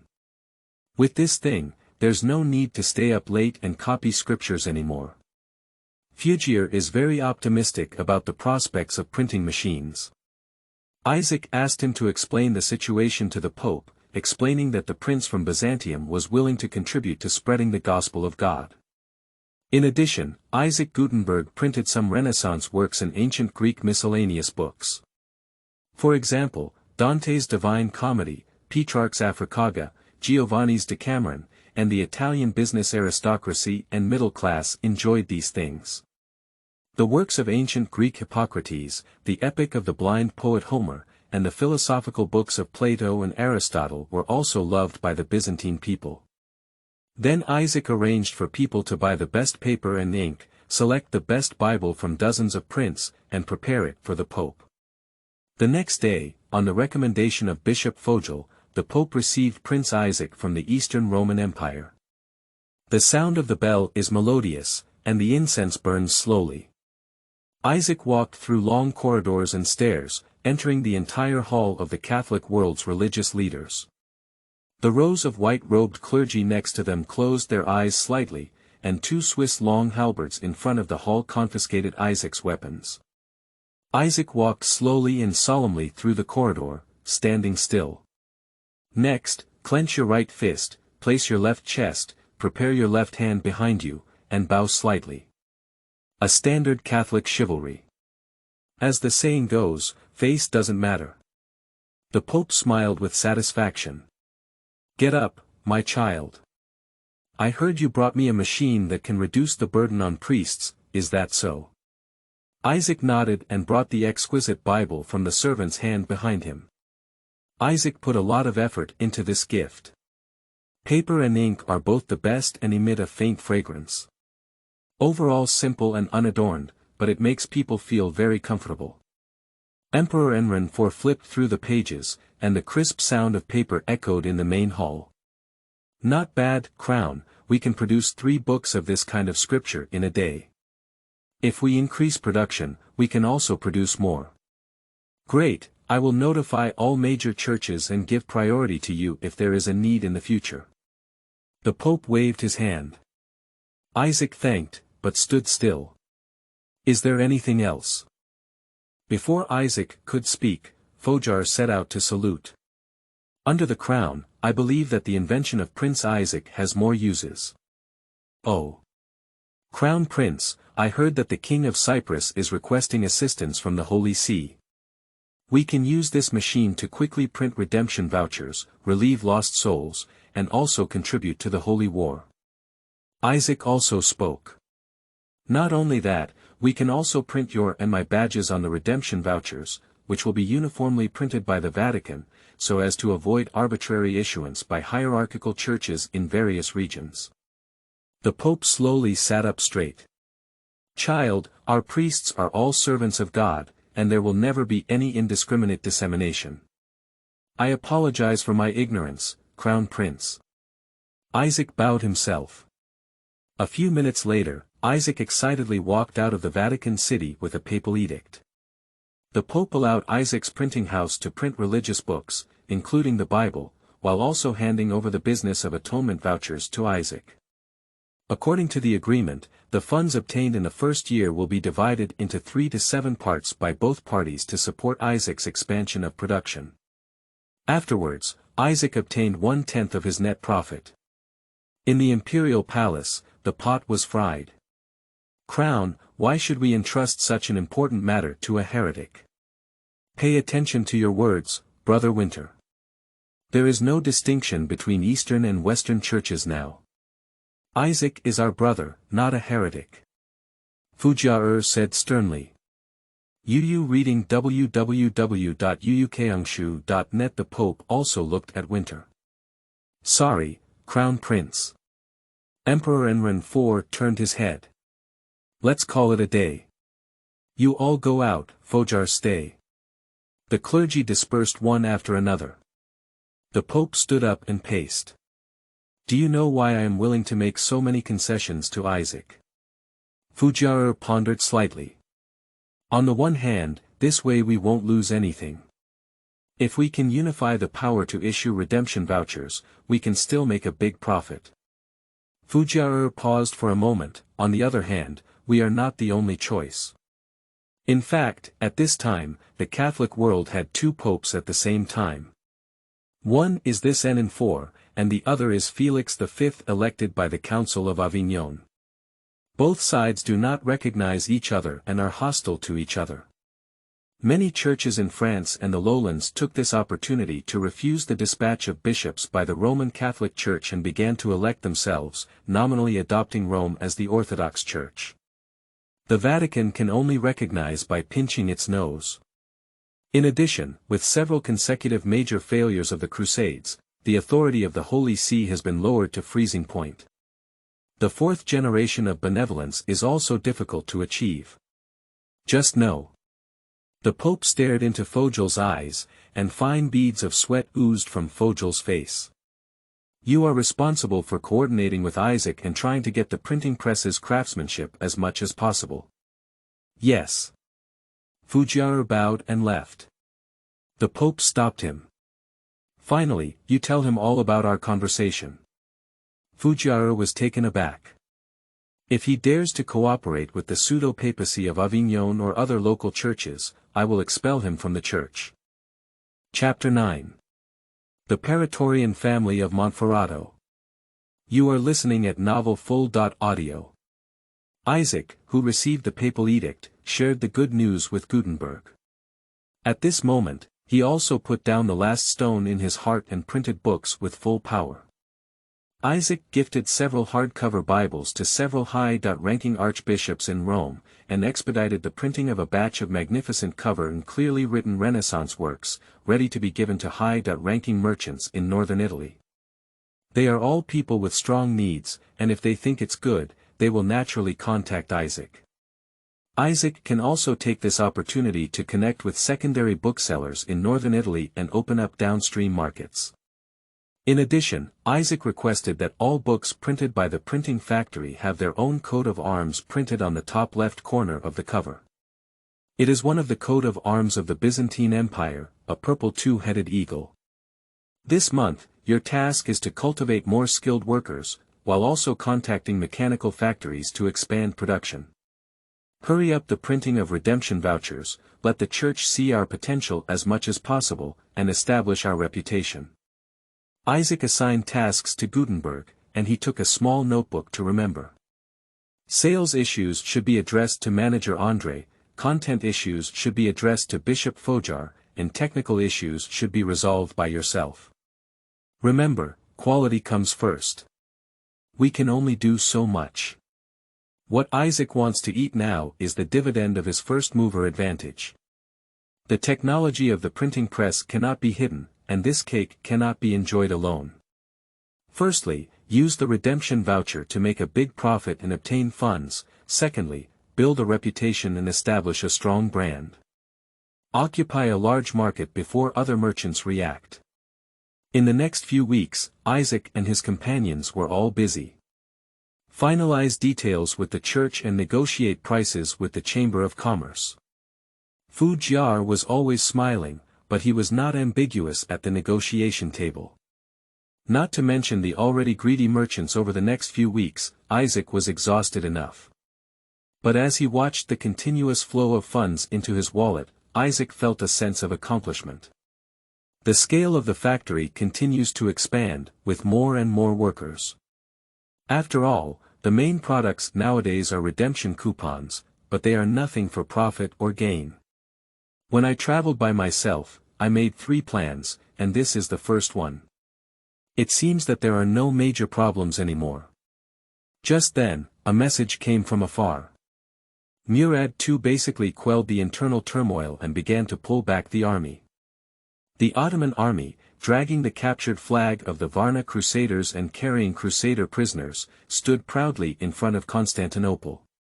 At the same time, there were rumors within the city of Constantinople that the emperor had resumed negotiations, leading to a large-scale religious conflict. King Ioannis VIII was bedridden, and the ministers led by George Franzes struggled to support the situation. The previously generally calm Athens region is experiencing waves again. One bad news after another shattered Isaac's good mood. After counting the current dividends from the printing factory and donations from the Chamber of Commerce, there are approximately 10,000 ducats. Ibrahim, who robbed an Epirus, also sent 4,000 ducats. Isaac summoned all his subordinates again on February 5, 1445. This arrangement is very simple. André and Gutenberg stayed in Rome to oversee the printing factory. Fidel and Norwich led warships to follow Isaac. The early spring sunshine on the Apennine Peninsula is gentle and warm, and the lives of the Italian people are peaceful and comfortable. But my homeland is groaning under the iron hooves of the Ottomans. The plan must be intensified. Isaac arranged the affairs of Rome and wrote a letter to Constantine. There is only one sentence on the letter. I will travel far away to find a way out for the empire. On February 6, 1445 in the Gregorian calendar, Isaac's fleet left Rome. Isaac traveled north along the west bank of Apennine. On February 10, the fleet arrived at Genoa, the most dazzling pearl in the western Mediterranean. At this time, Genoa no longer had the glory of monopolizing Mediterranean trade. After being defeated by the newly rising Venice in the Battle of Chioggia, Genoa was once plagued by internal and external troubles, and the city of Genoa was also captured multiple times. Unlike Venice, Genoa is fond of using force to resolve conflicts and has many colonies along the Aegean and Black Sea coasts, under the jurisdiction of appointed governors. At this time, Genoa actually did not have enough capital to support a large colonial empire, but under domestic and international pressure, it was forcibly supported. This has wasted national strength in vain. Decades later, Genoa will be occupied by the French, and although they later gained freedom, the original trading empire will be completely destroyed. Finally, it became a gathering place for high-interest loan merchants. However, Isaac was still amazed by the prosperity here. This is a typical port city located on the Liguria coast and is a deep-water port. Commodities from all over the world gather here and are sold to all directions through the convenience of shipping along the coast and the Po River. Before the opening of new air routes and the shift of trade focus, it would be difficult to be poor here. The market is filled with a dazzling array of goods, filled with extravagance everywhere. The atmosphere of the Renaissance is very strong, in sharp contrast to the poverty and backwardness in Southeast Europe. If Rome is a gentle and devout priest, Genoa is like a wealthy man hanging a golden chain. With the certificate obtained from the Pope, Isaac received an audience from a Genoese nobleman. Don't misunderstand, although Genoa and Venice are nominally republics, their politics are controlled by city councils and big businessmen, with several large commercial families holding the highest power. This is an early form of oligarchic politics. Isaac had a conversation with the nobleman named Rams. The other party knows Isaac's identity and is more polite. After some bargaining, Isaac successfully hired a Genoese crossbowman of 100 for 2,000 ducats. This famous mercenary has luxurious equipment and rich combat experience. Their presence often appears in major battles on the continent. Subsequently, Isaac proposed to purchase the new warships of Genoa. Rams readily agreed and then took Isaac to the scrap ship repair shop on the outskirts of the city. Play with me, right? This kind of broken ship, which was eliminated 10 years ago, has no effect in naval battles. Isaac declined his good intentions and angrily went to receive the Genoese crossbowman. As usual, Isaac comforted his commander Meluna with warm words, and their faces became familiar. This Latin from Tuscany is a seasoned mercenary leader who only fights for money. This kind of person is actually easy to deal with. Just afraid of encountering a demonic brother who would immediately turn Isaac into a heretic. This kind of person is not uncommon in the Catholic world, from kings to commoners. This is also one of the reasons why the Catholic world has been lukewarm in its call for the Pope to rescue Constantinople. Isaac only stayed in Genoa for one day without seeking to see the governor of Genoa. Proud Genoese people don't even give face to Byzantine emperors and Roman popes, let alone their own prince who is on the verge of collapse. Isaac traveled along the developed roads of northern Italy for 2 days and arrived at his destination. Montferrato, a city sandwiched between Milan, Genoa, and Savoy. The ruler of this marquis's territory is called John Bariolius, a collateral relative of Bariolius and Isaac's distant uncle. This matter is a long story. Byzantine Emperor Andronicus II married Eileen, the daughter of the famous Marquis William VII, and left behind an heir. Later, Montferrato's patrilineal lineage became extinct, and Empress Irene strongly advocated for her son Theodosius to inherit the territory. With the support of Genoa and the recognition of the Holy Roman Emperor, Palaeolus became the ruler of Montferrato. With the continuous wars in Montferrato and the Byzantine Civil War, the two families had no contact for a long time. This visit is to leverage the influence of the Marquis of Montferrato in northern Italy for cooperation. During the reign of Viscount William VII, Montferrato was once the hegemon of northern Italy, occupying major cities such as Genoa, Turin, and Milan. But this has also sparked hostility from neighboring countries. In addition, several marquises died young, leaving behind orphans and widows. My former younger brother fell into the well and caused his glory to fade away. At present, the Marquis only has the surrounding land of Montferrato and has become a de facto vassal of the Duke of Savoy. Arriving at the family castle, due to receiving news from Isaac earlier, the Marquis sent someone to wait at the suspension bridge of the castle.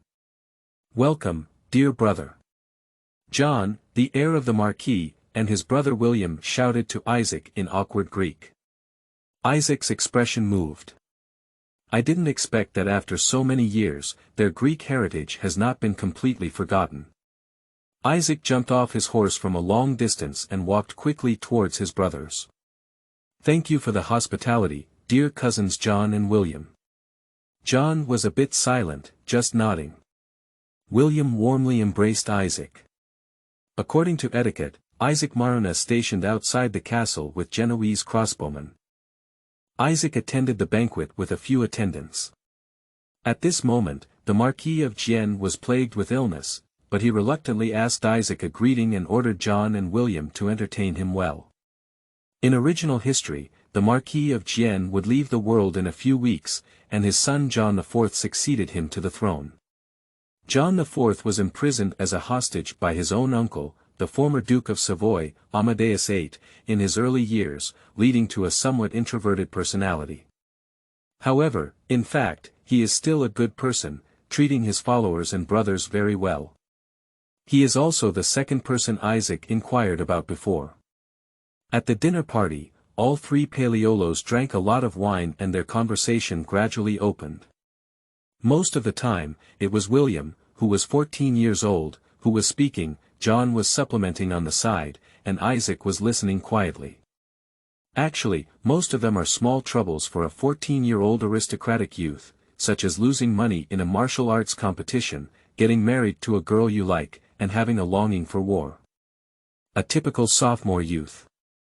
Anyway, when the sky falls, there is still my father and brother holding on. As for John, he was more anxious about his father's health and the harsh internal and external environment.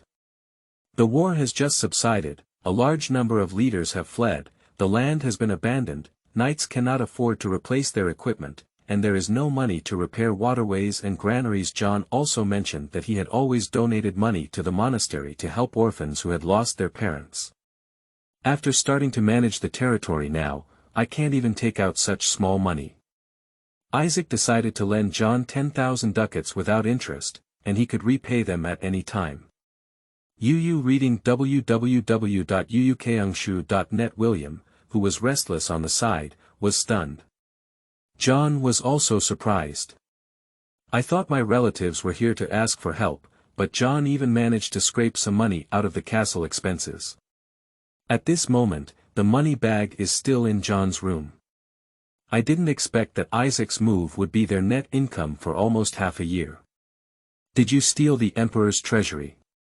William shouted. I knew I would take you to the martial arts competition this afternoon. Let's win big money together. John refused Isaac's suggestion. This won't work. Your situation is even more difficult than ours. If you hire more troops with these, you can also have an extra chance of winning. Isaac smiled bitterly. At present, Constantinople is a bottomless pit, and no amount of money invested will be worth it. Isaac took out the papal edict and explained the origin of the money to them, forcing the money bag into John's hand. The territory of Montferrato is fertile and strategically located, with prosperous commercial routes and a rich population. It is the crossroads connecting Milan, Genoa, and Turin. At this time, John had no money, entirely due to his good uncle Amadeus VIII. Forcibly occupying the tax collection checkpoint, forcibly relocating the people, robbing caravans, and forcing Montferrato to pay huge war reparations. These temporary difficulties will gradually be resolved in the future. Isaac was not even worried that John wouldn't be able to pay back the money. John eventually accepted Isaac's money and held his hand for a long time without saying a word. William was shouting and inviting Isaac to participate in next week's martial arts competition. At night, Isaac stayed in the castle of Barioliath. Looking at the obvious Greek-style decoration in the room, Isaac felt a bit dazed for a moment. I had no dreams all night. Chapter 10. Chamber of Commerce and Fleet. You are listening at novelfull.audio. The next morning, Isaac walked out of the room. After breakfast, we arrived at the reception hall. John sat in the main seat handling affairs, while William also listened in boredom. Isaac sat down and waited quietly. Since the Marquis of John fell seriously ill, John has supported Montferrato's affairs. Dealing with government affairs cannot be said to be effortless, at least it is also experienced. After a while, John saw off the last seeker, signed the last decree, stood up, and rubbed his sore eyes.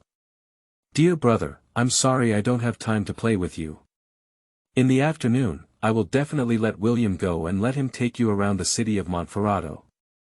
It's okay, dear cousin. I have one thing to ask for your help with when I'm here. Oh. What's up? We will definitely help as much as we can. John straightened up. That's right, I plan to establish a business association in Genoa and ask you to use your influence in northern Italy to help me connect and bridge the gap. Chamber of Commerce. Why didn't you establish it in Constantinople? John has some doubts. Isaac could only explain the reason to him in detail. Currently, Genoa and Venice are the two most influential commercial republics, dominating over half of Mediterranean trade. At that time, commercial routes brought more than just money. Slaves, population, talent, culture, technology, these things will all communicate along the trade route. It's like a financial center in later generations. Now, Constantinople has lost its former glory and all trade is monopolized. If you can register a chamber of commerce in a commercial city-state, you can gain many conveniences. For example, advanced ships, qualified sailors, stable currency value, abundant commodities, colonial seaports throughout the Mediterranean, and strong naval support. This has attracted nobles from various kingdoms to list in northern Italy. In this regard, the commercial city-state itself will not refuse.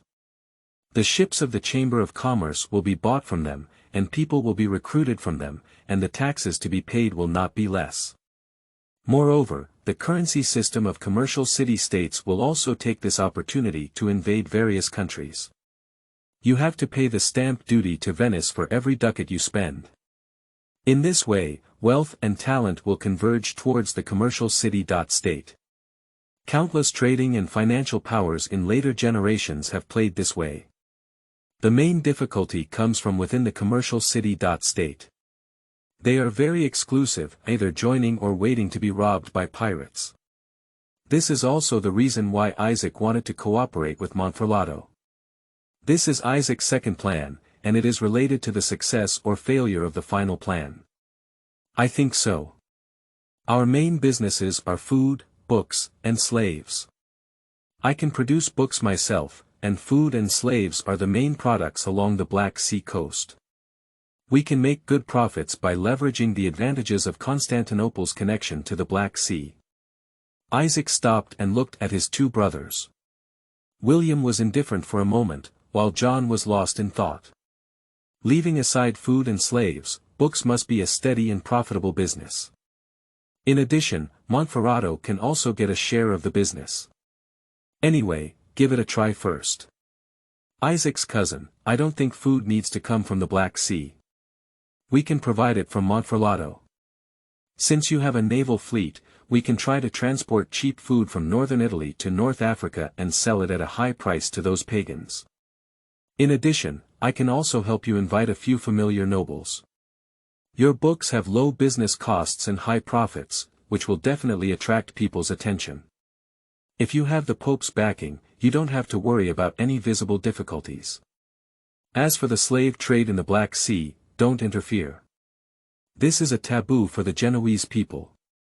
Instead of letting those booksellers make money, it's better for us to do it ourselves. John spoke for a long time and also opened up Isaac's mind. He spread out a map and marked 4 points on it.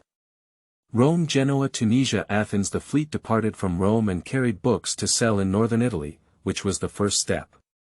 The abundant grain from northern Italy is loaded onto ships in Genoa and dumped in Tunisia, North Africa, which is the second step. The large profits obtained went to Athens to purchase slaves.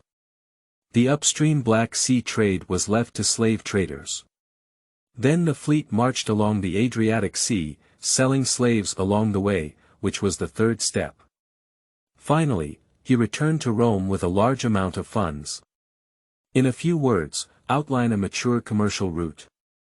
Of course, the specific situation still needs to be treated in detail. For example, if the wars in several countries on the Black Sea subside and slave prices rise, then they should return directly from North Africa to Rome and abandon this sector.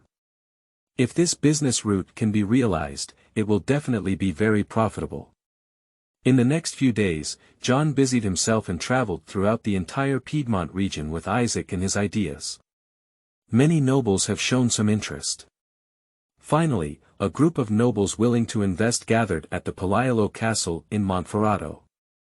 Isaac introduced them to the main business of his Chamber of Commerce. Subsequently, he took out several exquisite printed books and papal edicts. The nobles who were originally skeptical immediately believed most of it. The nobles raised some specific questions, which Isaac answered one by one. John strongly recommends it. Henry, you are the second son. It won't be your turn to inherit the land in the future. If you don't take advantage of your parents' health and prepare more things, what will you do in the future? Karl, your family's grain production is indeed high, but you are not sure how much Savoy and Milan merchants have pressed for. Leon, don't you often complain that we don't have a navy, and we have to hire a fleet every time to dare to do business? Don't seize this opportunity. Several nobles who were pointed at looked at each other. The oldest Earl of Karl stood up. John, we can all trust your character, but... His gaze turned to Isaac. Will this Byzantine prince waste our investment in the war with the Ottomans? Isaac also slowly stood up. I can guarantee that we will never drag the entire Chamber of Commerce into war. I won't take any share of what you deserve. We can create a headquarters in Montferrato to regulate the flow of funds. Isaac gave a contemptuous smile.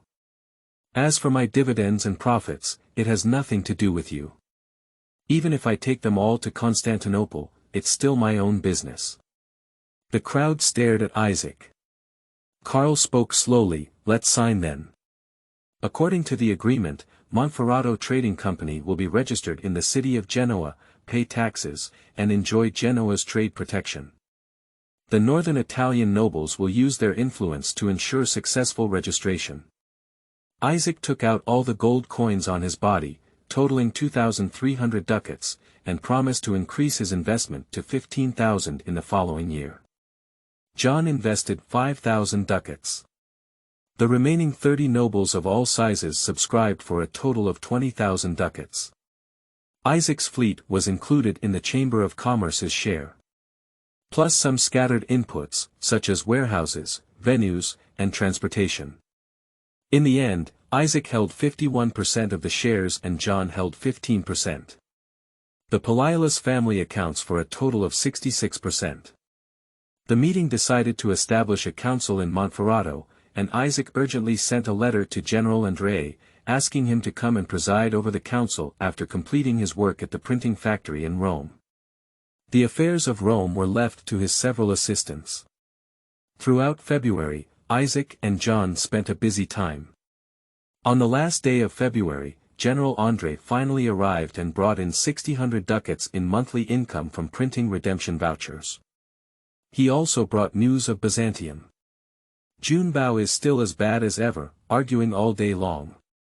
On the Athenian side, the Archduke of Athens from Florence had reached an agreement with Constantine to pay 20,000 tribute to ducats and allow troops to be stationed as a price for preserving his position as Archduke. The Corinth Great Wall underwent a new round of reinforcement, and at the suggestion of Italian firearms engineer Martinez, Thomas added many small designs to counter artillery bombardment. The first batch of refugees from the north have been resettled and are preparing for the first round of spring sowing. Ibrahim's arrogant robbery actions aroused the anger of Epirus, and he gathered a large army to besiege. But in the Middle Ages, the gathering of large armies could not be hidden. Captain Kerman learned about Epirus' actions in advance and informed Ibrahim. Hundreds of cavalry hulled and fled, leaving the army of Epirus staring blankly. "Well done." Isaac listened to little Lothar's report with satisfaction. This is Andrei's youngest son, learning management from his father. A 14-year-old boy is full of enthusiasm, takes things seriously, and is loyal to Isaac.